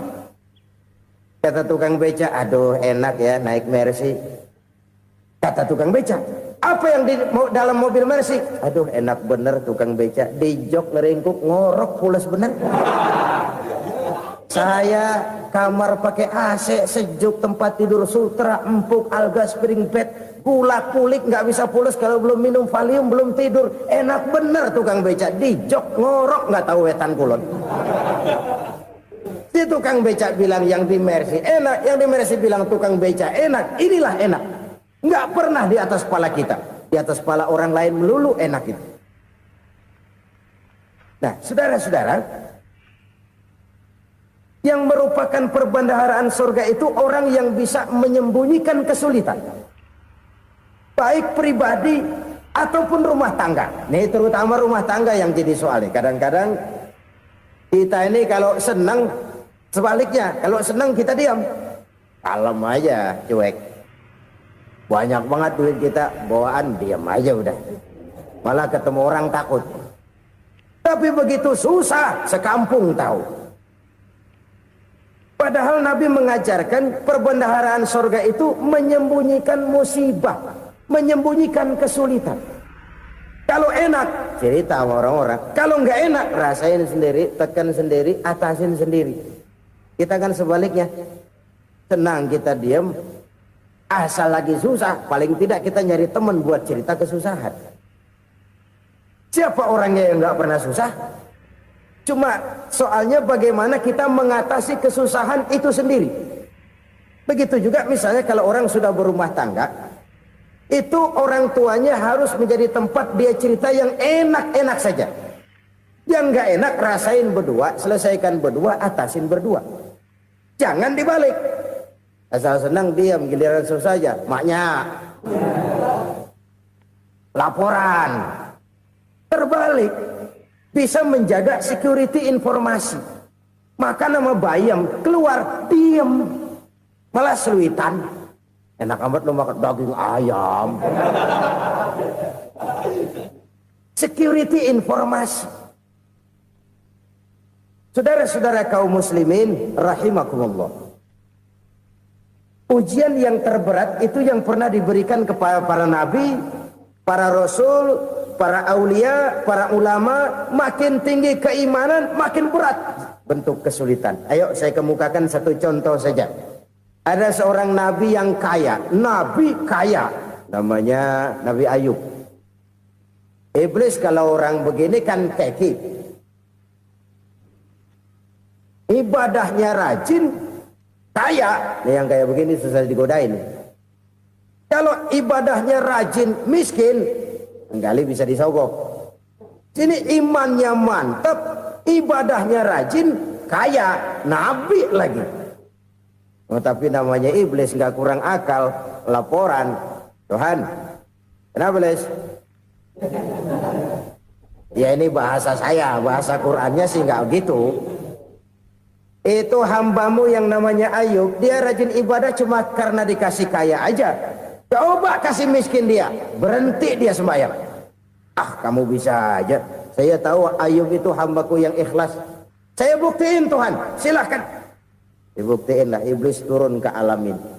Yang mula-mula dia lakukan, dia rusak sawah ladang Nabi Ayub. Dia binasakan binatang ternak Nabi Ayub. Sehingga dalam waktu singkat, jatuhlah Nabi Ayub dari orang paling kaya, jadi orang paling miskin. Beliau masih ibadah di mihrab dalam masjid. Datang iblis. Saudara Ayub, ya, lagi ngapain? Ibadah. Nyembah Allah, nyembah Allah. Oh, percuma. Kenapa? Tuhan yang ente sembah nih, dia udah bikin miskin ente. Sawah ladang ente hancur lebur, binatang ternak binasa. Sekarang ente jadi orang paling miskin. Ngapain nyembah Tuhan kayak begitu? Tekor. Udah berhenti dah ibadah, berhenti ibadah. Ini iblis sama Tuhan laporannya lain, yang dikerjakan kepada Nabi Ayub juga lain. Benar begitu iblis, kata Nabi Ayub. Iya, sawah ladang saya habis, buras. Binatang ternak saya binasa, binasa. Saya miskin, bangpak. Apa jawab Nabi Ayub? Bukan innalillahi, ini hebat. Alhamdulillahillazi a'tani wa akhza minni. Segala puji bagi Allah yang telah memberikan harta kepada saya dan sekarang mengambilnya lagi. Alhamdulillah. Allah yang ngasih, Allah yang ambil.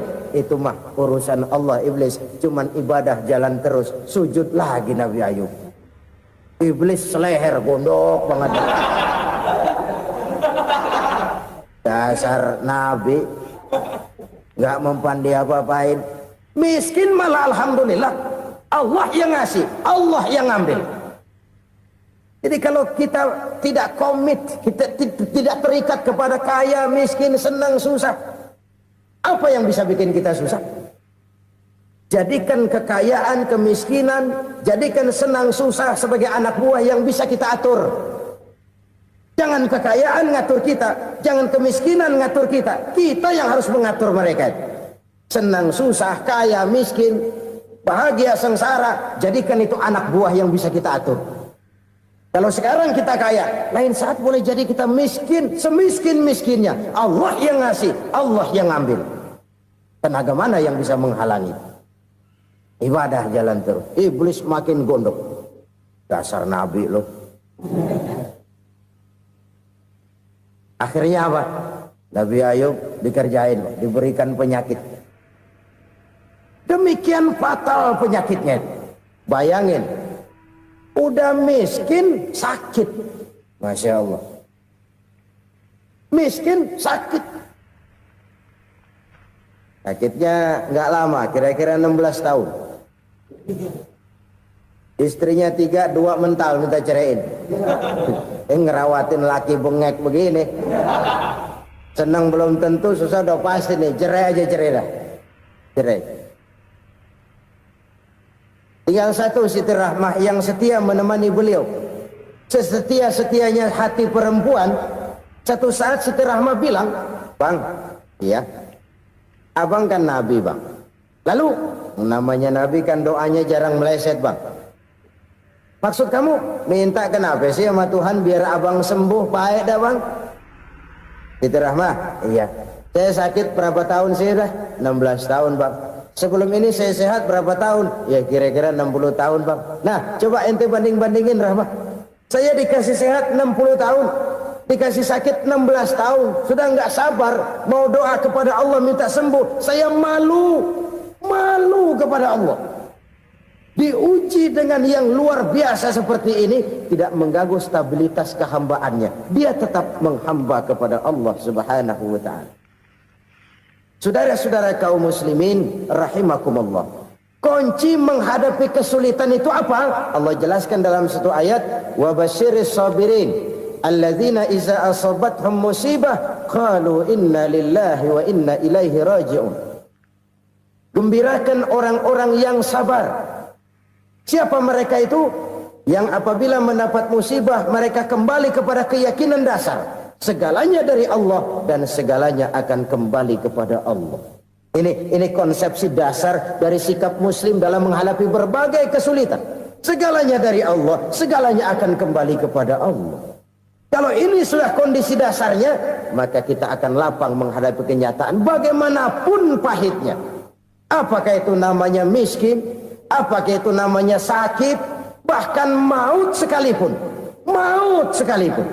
Segalanya dari Allah, segalanya akan kembali kepada Allah. Ini sikap hidup, bukan sekedar ucapan. Kita kadang-kadang menjadikannya sebagai ucapan. Mulutnya sehingga berhenti, innalillahi wa inna ilaihi raji'un, tapi nangisnya terus gerung-gerungan. Bukan itu, ini kesadaran moral. Kalau segalanya dari Allah, segalanya kembali kepada Allah, kan sebenarnya cuma nunggu giliran. Hari ini saya nyembayangin dia, entah hari apa saya disembayangin orang. Hari ini saya antar dia ke kubur, entah hari apa orang nganterin saya ke kubur. Hari ini saya tahlilkan dia, entah nanti kapan orang tahlilkan saya. Segalanya dari Allah, segalanya akan kembali juga kepada Allah. Oleh sebab itu saudara-saudara, kesulitan bukan untuk ditakuti. Kesulitan justru untuk diatasi, dicarikan jalan keluarnya. Dan tidak ada orang yang tidak pernah mendapat kesulitan. Tidak ada. Semakin tinggi status sosial, semakin tinggi kualitas keimanan, semakin besar juga tingkat kesulitan. Hanya saja bagaimana cara kita mengatasinya. Dan Al-Quran menyatakan, inna ma'al usri yusra. Di balik kesulitan itu pasti ada kemudahan. Roda itu berputar. Karena itu Rasulullah sallallahu alaihi wasallam mengingatkan kepada kita, ta'arraf ilallahi fir raha ya'rifka fis syiddah. Ingatlah kepada Allah di waktu kamu senang, supaya Allah ingat kepada kamu di waktu kamu susah. Kalau waktu senang kita ingat kepada Allah, kita susah, Allah tidak akan meninggalkan kita. Tapi kalau waktu senang kita jauh dari Allah, sujud tidak sempat, dengan masjid jauh, ketika senang kita lupakan Allah. Nanti begitu kita susah, Allah lupakan kita. Dan itu menyakitkan. Oleh karena itu orang-orang tua kita dulu bilang, kalau lagi sehat ingat-ingat lu bakal sakit nanti. Kalau lagi kaya ingat-ingat satu saat kita bakal jatuh miskin. Bahkan kalau lagi muda ingat-ingat kita bakal tua. Dan yang terpenting kalau lagi hidup ingat-ingat kita bakal mati. Saudara-saudara kaum muslimin rahimakumullah. Jadi yang kedua yang merupakan perbendaharaan surga, menyembunyikan musibah. Saudara-saudara kaum muslimin rahimakumullah. Hal ketiga yang merupakan perbendaharaan surga adalah wasilatur rahmi. Orang yang suka bersilaturahmi. Sebagaimana yang kita maklum bahwa manusia adalah makhluk yang disebut zon politika. Makhluk sosial yang tidak mungkin hidup sendiri-sendiri.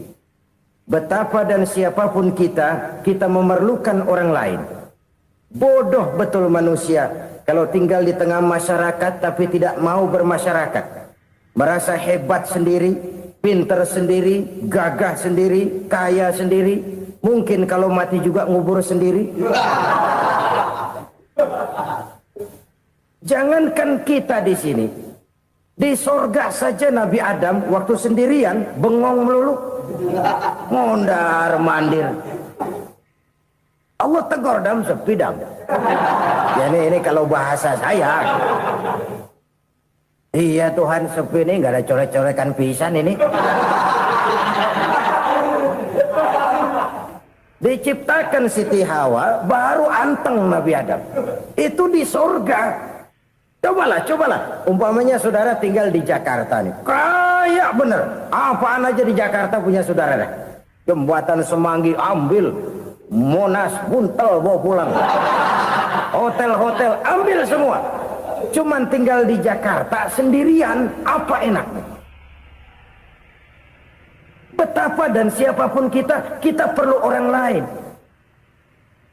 Tidak ada seorang pun yang bisa memenuhi kebutuhan hidupnya secara sendiri-sendiri.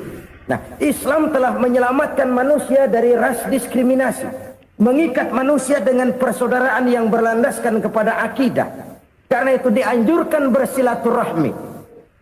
Bahkan Nabi menyatakan, man arada ayyubsata lahu fi rizqihi wa yunsa'a fi atharihi falyasil rahimah. Siapa yang kepengen diluaskan rezekinya dan dipanjangkan usianya, banyaklah ia bersilaturahmi. Siapa yang kepengen dimudahkan rezekinya, hendaknya ia banyak bersilaturahmi. Kalau banyak teman, kesulitan kan paling tidak ada tempat cerita. Udah susah, sendirian kita pikirin diri, nggak ada tempat tukar pikiran. Cepet banget sama bengek. Dilawan sendiri. Nah, secara makro kita bisa berkata, tidak mungkin ada kemenangan kalau tidak ada kekuatan. Tidak ada kekuatan kalau tidak ada kesatuan dan persatuan. Tidak mungkin ada kesatuan dan persatuan tanpa semangat silaturahmi. Kalau umat Islam mau menang, dia harus kuat. Kalau umat Islam mau kuat, dia harus bersatu. Kalau umat Islam mau bersatu, dia harus membudayakan silaturahmi ini. Bahkan sampai-sampai kata Nabi, kalau bisa cari nilai tambah. Apa? Silman qata'ak. Bersilaturahmilah kau kepada orang yang marah denganmu. Masya Allah, indahnya ajaran agama kita. Orang yang marah pun kepada kita, kata Nabi, kalau bisa bersilaturahmilah kepadanya, kepada orang yang marah itu. Di situ nilai tambah. Cuman jujur nih hadis, ngucapinnya gampang, ngamalinnya yang berat banget. Orang marah sama kita, kita disuruh silaturahmi. Ada apa malu? Lu marah, ada gue marahan lagi. Gue pikirin. Saudara-saudara kaum muslimin rahimakumullah. Tapi ini yang diajarkan, bahkan ini yang dicontohkan oleh baginda Rasul. Bagaimana begitu mudah, misalnya satu saat Abu Jahal ini ngatur strategi bagaimana bikin Muhammad celaka. Dia gali lubang di depan tempat tidurnya. Dia tutupin daun korma. Terus dia panggil seseorang, ke sini. Kasih tahu Muhammad, pamannya sakit keras, minta ditengokin. Berangkat orang ini ke sana. Muhammad, labbaik. Pamanmu sakit keras, dia minta ditengokin. Baik, saya akan datang menjenguk beliau. Berangkatlah Nabi ke rumah Abu Jahal tanpa prasangka apapun. Abu Jahal udah pasang setil, selimut 3 rangkap setengah dipakai, persis kayak orang meriang. Tapi sembari ngintip dari balik selimut, begitu Muhammad buka pintu, nah masuk perangkap nih. Muhammad jalan menuju tempat pembaringan. Makin lama makin dekat, makin lama makin dekat, makin dekat ke lubang yang dipasang oleh Abu Jahal itu. Dalam hati Abu Jahal, terus dah jatuh, mampus dah lo ini. Mampus lo hari ini nih. Apa yang terjadi?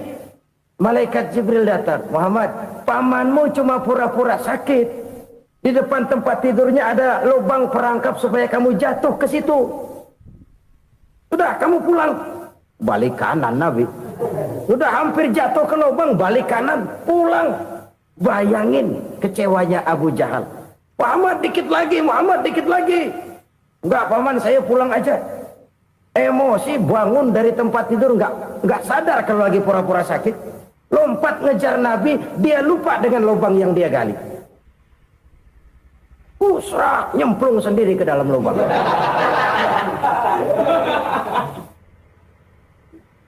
Nabi terus berlalu. Ini terjadi keanehan. Jatuh ke lubang yang dia gali itu sebenarnya nggak terlalu dalam ya, antara 3-4 meteran lah. Tolong saya jatuh ke lubang ini. Datanglah pelayan-pelayannya itu.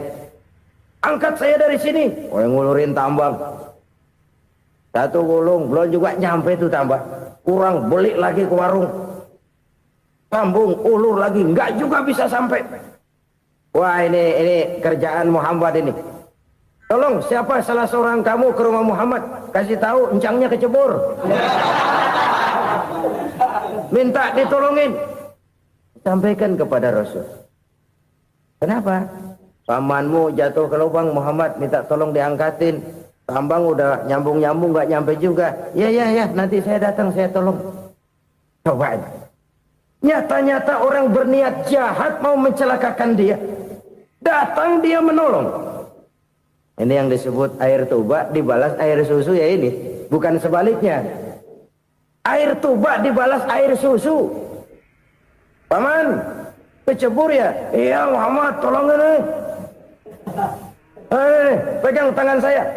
Nabi ulurkan tangannya, nyampe, dipegang oleh Abu Jahal, diangkat ke atas, sampai atas. Apa kata Abu Jahal? Sihirmu memang hebat Muhammad. Udah ditolongin dikata sihir, ya enak kita kemplang kan itu orang begitu. Urusan apa? Tapi inilah akhlak. Kalau bisa kamu bersilaturahmilah dengan orang yang marah kepadamu sekalipun. Orang marah kita tetap baik. So, kalau kita berbuat baik sama orang yang memang baik, rasanya sih biasa-biasa aja. Orang baik kita baik lagi, ya draw aja, belum ada nilai tambah di situ. Baru ada nilai tambah kalau kita bisa berbuat baik kepada orang yang nyakitin kita. Itu namanya kita setingkat di atas dia. Dia sakitin kita, kita berbuat baik sama dia. Dia pelit sama kita, kita baik sama dia. Dia marahin kita, kita deketin dia. Di situ kita punya nilai tambah. Jadi siapa yang ingin diluaskan rezekinya kata Nabi dan dipanjangkan umurnya, hendaklah ia banyak-banyak bersilaturahmi.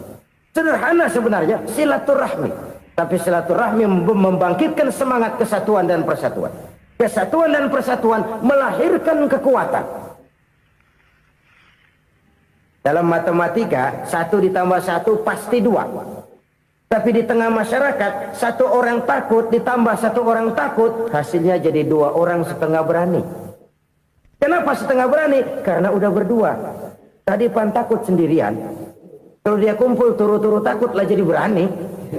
Kita yang lemah, kita yang tidak berdaya, kita yang miskin, kalau mau kompak bersatu, apa yang nggak bisa kita kerjain? Apalagi tinggal di kota besar, pilihan cuma 2. Bertahan atau minggir. Bertahan atau minggir. Untuk bisa bertahan harus mampu bersaing. Untuk mampu bersaing harus punya keahlian. Keahlian harus ditunjang dengan pendidikan, ditambah oleh kekompakan sebagai umat. Udah miskin mencar mulu, orang injak kita. Orang nggak pandang urusan apa malu. Oleh karena itu silaturahmi pada hakikatnya merupakan roh dari ukhuwah yang diajarkan oleh agama kita. Bagaimana Islam menyelamatkan masyarakat manusia dari ras diskriminasi, mengikat manusia, dan tidak ada persaudaraan yang lebih indah selain persaudaraan yang diikat dengan nilai-nilai akidah. Sepanjang orang di jalan Allah, itulah saudara kita. Keluar dia dari jalan Allah, selesailah persaudaraan sampai di situ.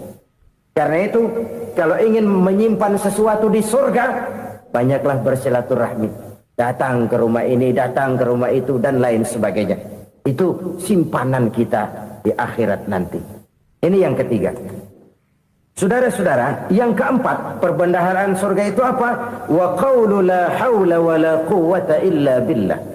Ucapan la hawla wa la quwwata illa billah. Ibadah kan ada yang berat, modalnya besar. Bangun masjid berat, modalnya besar. Bangun rumah sakit berat, modalnya besar. Ada ibadah yang berat tapi modalnya ringan. Misalnya puasa. Puasa itu berat, mengendalikan nafsu.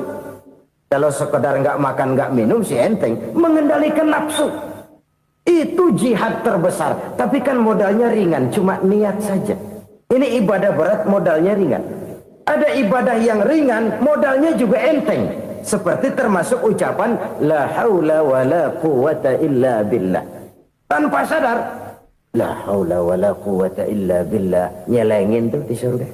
Nyelengin, kita nggak terasa. Nyelengin simpenan akhirat. La haula wa la quwwata illa billah. Nyimpan lagi. Kaget, la haula wa la quwwata illa billah, nyimpan lagi, banyak simpanan. Walaupun sebenarnya yang dimaksud di sini adalah kesadaran batin bahwa tidak ada daya dan kekuatan kecuali Allah. Itu intinya. Kita memulai pekerjaan disunahkan baca bismillah, kan begitu. Apa itu? Kesadaran moral bahwa ini saya bisa kerjakan. Saya kerjakan ini dengan menyebut nama Allah. Kenapa? Kalau Allah tidak memberikan daya dan kekuatan, mana mampu saya kerjakan ini.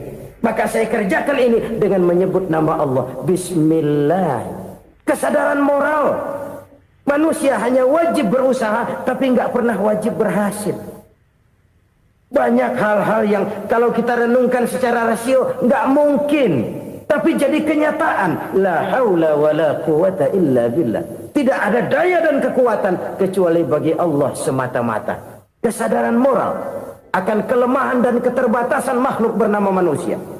Kadang kita kagum dengan otak, tapi kita sering lupa sama yang bikin otak. Padahal bagaimanapun hebatnya otak, yang bikin otak pasti lebih hebat dari otak. Nggak percaya, silahkan otak-otakan. Inilah kecenderungan. Kita kagum dengan pesawat-pesawat mutakhir, bukan main besi gede banget terbang itu.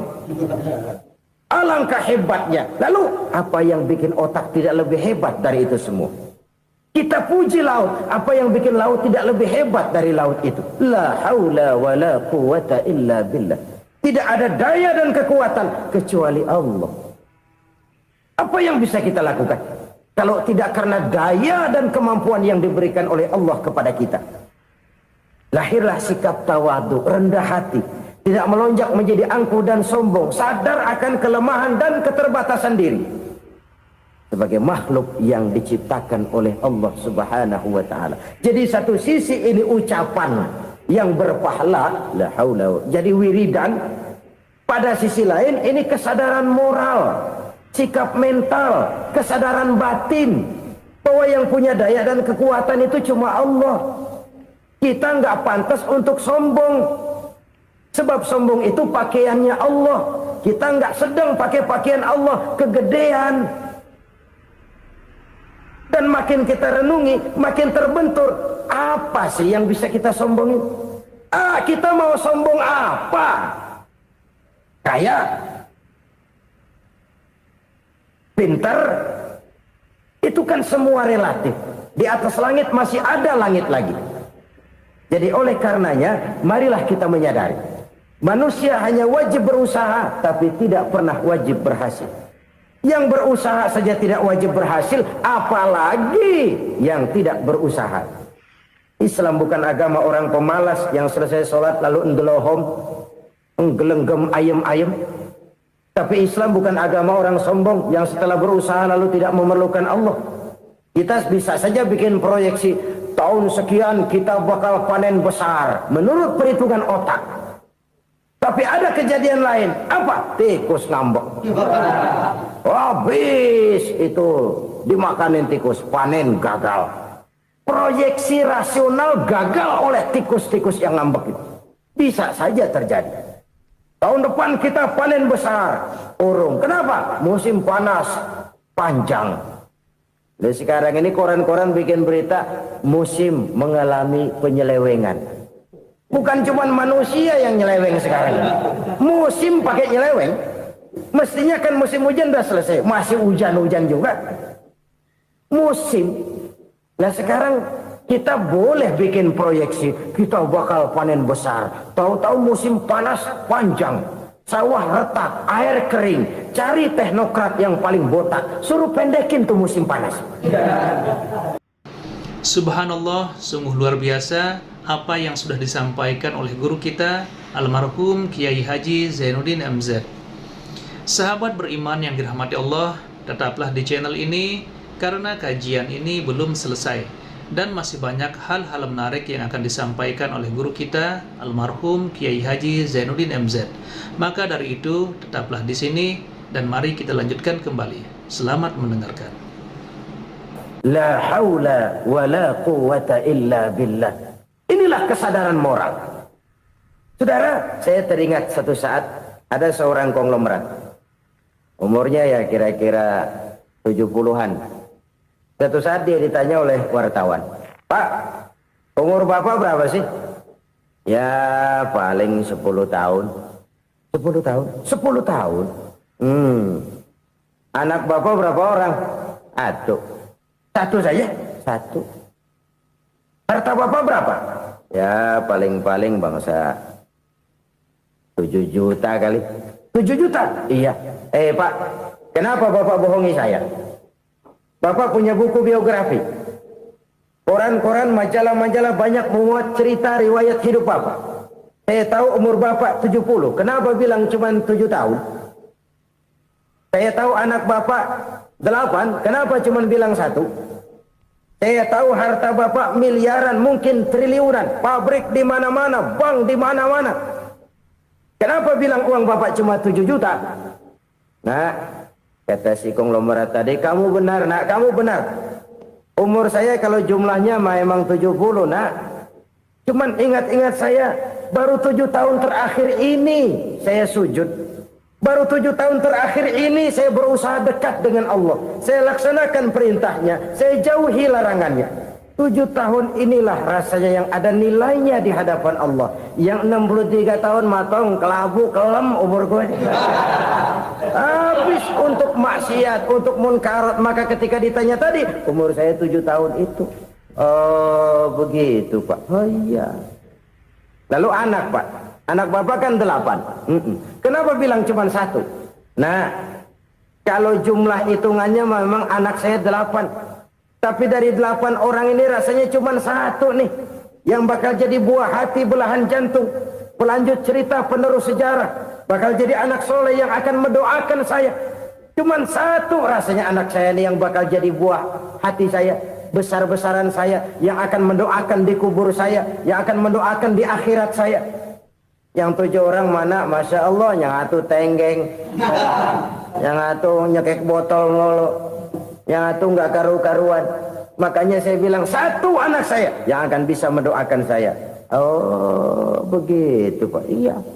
Nah harta Pak, harta bapak kan triliunan. Pabrik bapak di mana-mana. Uang bapak hampir di tiap bank-bank besar. Kenapa bilang cuma 7 juta? Betul kau nak. Harta saya kalau jumlahnya memang miliaran, triliunan mungkin. Tapi yang saya ingat baru 7 juta tuh yang saya belanjakan di jalan Allah.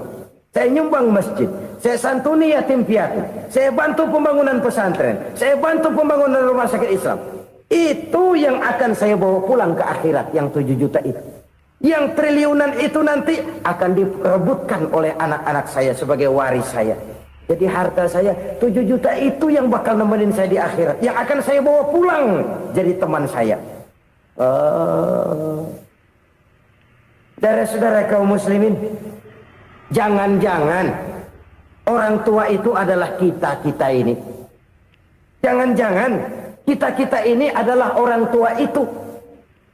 Jangan-jangan itu potret dari diri kita masing-masing. Dari sekian umur yang diberikan Allah, berapa tahun yang ada nilainya di hadapan Allah? Dari sekian anak-anak yang merupakan amanah, berapa yang akan mendoakan kita sebagai orang tuanya menjadi anak soleh?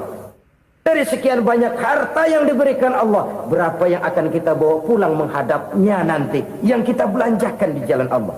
Ini sebuah potret kehidupan. Karena itu kita kembali kepada la haula wa la quwwata illa billah. Kita wajib berusaha, kita wajib berikhtiar. Selebihnya, segala daya dan kekuatan hanya milik Allah saja semata-mata. Satu kesadaran batin dari setiap pribadi muslim. Setelah ia berusaha dan berikhtiar, ia menyerahkannya kepada Allah Subhanahu wa ta'ala. Jadi, satu sisi ini merupakan wiridan ucapan yang mengandung pahala. Pada sisi lain, ini merupakan sikap batin dari seorang muslim di dalam ia menghadapi realitas kehidupan ini. Saudara-saudara kaum muslimin rahimakumullah. Kalau ini kita jadikan satu basis kehidupan, maka ini akan menyelamatkan manusia dari kemungkinan tergelincir menjadi orang yang lupa diri dan lupa darat. Sebab itu Imamul Ghazali berpesan, jadidis safinah fa innal bahra amiq wa khuziz zad fa inna safara ba'id wa khaffifil hamla fa innal hamla syadid. Perbarui selalu kapalmu karena lautan sangat dalam. Bawa bekal yang banyak karena perjalanan ini sangat jauh. Ringankan beban karena kebanyakan beban akan menyakitkan. Alangkah indah kalimat ini, alangkah dalam makna yang terkandung di sana. Perbarui selalu kapalmu karena lautan sangat dalam. Apa artinya ini? Jaga mentalmu baik-baik. Pelihara imanmu baik-baik karena hidup penuh cobaan seperti lautan. Kita kalau berlayar di lautan kan kadang-kadang tenang, angin bertiup sepoi-sepoi basah. Jika malam datang, bintang gemintang bertabur menghias cakrawala. Rembulan memantulkan sinarnya dengan indah. Dalam keadaan begitu berlayar enak. Tapi lain saat ombak menggunung, halilintar menyambar, angin topan bertiup. Berapa banyak sudah saudara-saudara kita yang tenggelam di lautan dunia tanpa sadar bahwa dia belum sampai kepada pantai yang akan dituju. Berapa banyak sudah saudara-saudara kita yang tenggelam di lautan dunia ini tanpa sempat bangkit lagi. Dia menyangka sudah sampai kepada tujuannya. Hati-hati kapal jangan sampai bocor karena lautan sangat dalam. Iman ini jaga baik-baik karena hidup penuh dengan ujian. Wa khuzizat fa inna safar ba'id. Bawa bekal yang banyak karena perjalanan sangat jauh. Saudara mau ke Bandung, bawa duit. Saudara mau ke Surabaya, banyakan lagi duitnya. Saudara mau ke Mekah, gepokan, iketan tuh duit, nggak lembaran lagi. Makin jauh perjalanan, makin banyak bekal yang harus kita bawa. Kalau saudara dari Jakarta mau ke Surabaya, kagak bawa duit berangkat juga, itu sih bukan berani namanya, nekat. Sampai Surabaya belum tentu, sengsara di jalan udah pasti. Kenapa? Nggak bawa bekal berangkat. Sama juga kita nih, misalnya belum sempat sembahyang, mati. Waduh, berani banget orang. Belum punya bekal, mati. Sengsara di jalan. Atau bekal tidak cukup. Dari Jakarta saudara mau ke Surabaya, bawa duit 500 perak. Paling jauh Cikampek nyampenya itu. Paling jauh itu. Antara jauhnya perjalanan dengan bekal yang saudara bawa tidak seimbang. Hidup ini perjalanan panjang, a walking tour. Dimulai dari alam arwah, sebelum jasad diciptakan, roh diciptakan lebih dulu. Dari situ pindah ke alam rahim, dari alam rahim pindah ke alam dunia, dari alam dunia pindah ke alam barzah, baru menuju akhirat. Satu perjalanan panjang. Kalau bekal tidak bawa, sengsara di jalan. Bawa bekal yang banyak karena perjalanan ini sangat jauh. Wa khaffifil hamla, ringankan beban karena beban itu cuma akan menyulitkan. Kalau bekal itu sih keperluan, tapi beban nggak kita perluin, coba ngeberat-beratin. Apa ini beban? Dosa, kecurangan, kebatilan, kesoliman, ketidakadilan, kesewenang-wenangan. Itu akan jadi beban kita di akhirat. Alangkah celakanya, perjalanan panjang, bekal tidak bawa, beban kelewat banyak, alamat sengsara di jalan. Pahala tidak ada, dosa berlipat ganda. Na'udzubillah, summa na'udzubillah. Kalau kita rangkum nasihat Al-Ghazali dengan kisah si konglomerat tadi, kita akan mengambil kesimpulan. Pertama, bekal terbaik dalam menghadapi gejolak kehidupan ini tidak lain adalah iman. Yang kedua, pahala dan dosa. Dua hal kontroversial. Pahala adalah bekal, dosa adalah beban. Tapi kita sekarang kan tidak begitu terangsang kepada yang abstrak. Orang berlomba mencari yang konkret-konkret saja, yang real. Kalau memang dosa, benjol dong, kira-kira begitu. Kira-kira begitu. Persis orang Yahudi dulu. Orang Yahudi itu kan pernah minta kepada Nabi Musa, Ya Musa, lan nu'mina laka hatta narallaha jahrah.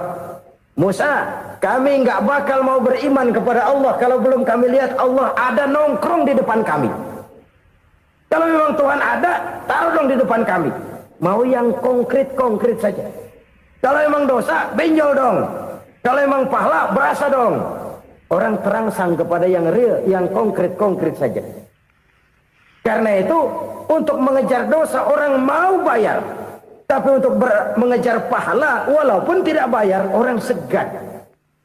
Ini yang dikatakan oleh Nabi, kamu mengharapkan ke surga tapi kamu berat melaksanakan sesuatu yang bisa membawa kamu ke surga. Kamu ingin jauh dari neraka tapi tiap saat kamu lakukan perbuatan-perbuatan yang justru menjerumuskan kamu ke neraka.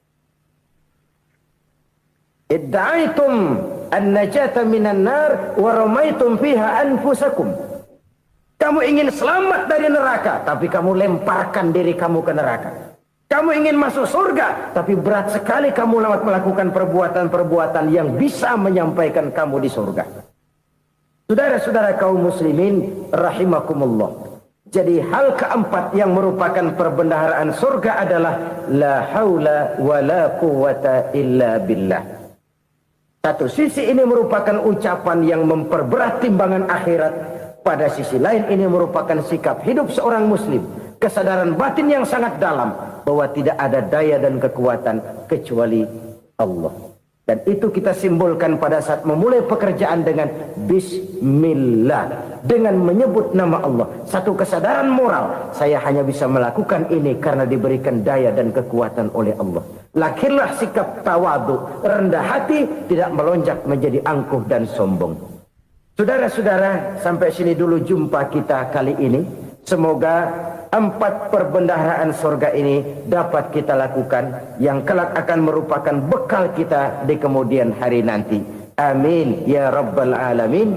Terima kasih atas segala perhatian. Mohon maaf atas segala kekurangan. Usikum wa iyaya bitaqwallah. Wassalamualaikum warahmatullahi wabarakatuh. Waalaikumsalam warahmatullahi wabarakatuh. Alhamdulillahirrabbilalamin. Itulah tadi tausiah yang sangat luar biasa yang disampaikan oleh guru kita almarhum Kiai Haji Zainuddin MZ. Tentunya banyak sekali hikmah dan manfaat yang bisa kita petik. Sahabat beriman yang dirahmati Allah, mari kita doakan guru kita, semoga beliau diampuni segala dosa-dosanya dan dilapangkan kuburnya. Amin ya rabbal alamin. Dan buat sahabatku semua yang sudah setia menonton video ini sampai selesai, saya ucapkan terima kasih banyak. Semoga Allah Subhanahu wa Ta'ala senantiasa selalu melimpahkan rahmat dan karunia-Nya kepada sahabatku semua. Selalu diberikan kesehatan, diberikan kemudahan, dan dilancarkan rezekinya. Amin ya rabbal alamin. Baiklah, untuk hari ini cukup sampai di sini dulu. Sampai bertemu lagi di kajian berikutnya. Wabillahi taufiq wal hidayah, waridho wal inayah. Assalamualaikum warahmatullahi wabarakatuh. Setelah kita mendengarkan bersama kajian penuh ilmu, penuh hikmah dan manfaat yang sudah disampaikan oleh guru kita Al-Mafrullah Kiai Haji Zainuddin MZ, sekarang mari kita lanjutkan aktivitas kita masing-masing. Saya doakan semoga sahabat semua selalu diberikan kesehatan, kemudahan dan kelancaran. Amin ya rabbal alamin. Sampai bertemu lagi di video Samudra Doa berikutnya. Assalamualaikum warahmatullahi wabarakatuh. Assalamualaikum warahmatullahi wabarakatuh. Alhamdulillahirrabbilalamin. Wassalatu wassalamu ala ashrafil anbiya'i wal mursalin Sayyidina Muhammadin wa ala alihi wa sahbihi ajma'in. Amma ba'du. Sahabat beriman yang dirahmati Allah, alhamdulillah kita bertemu lagi di channel ini.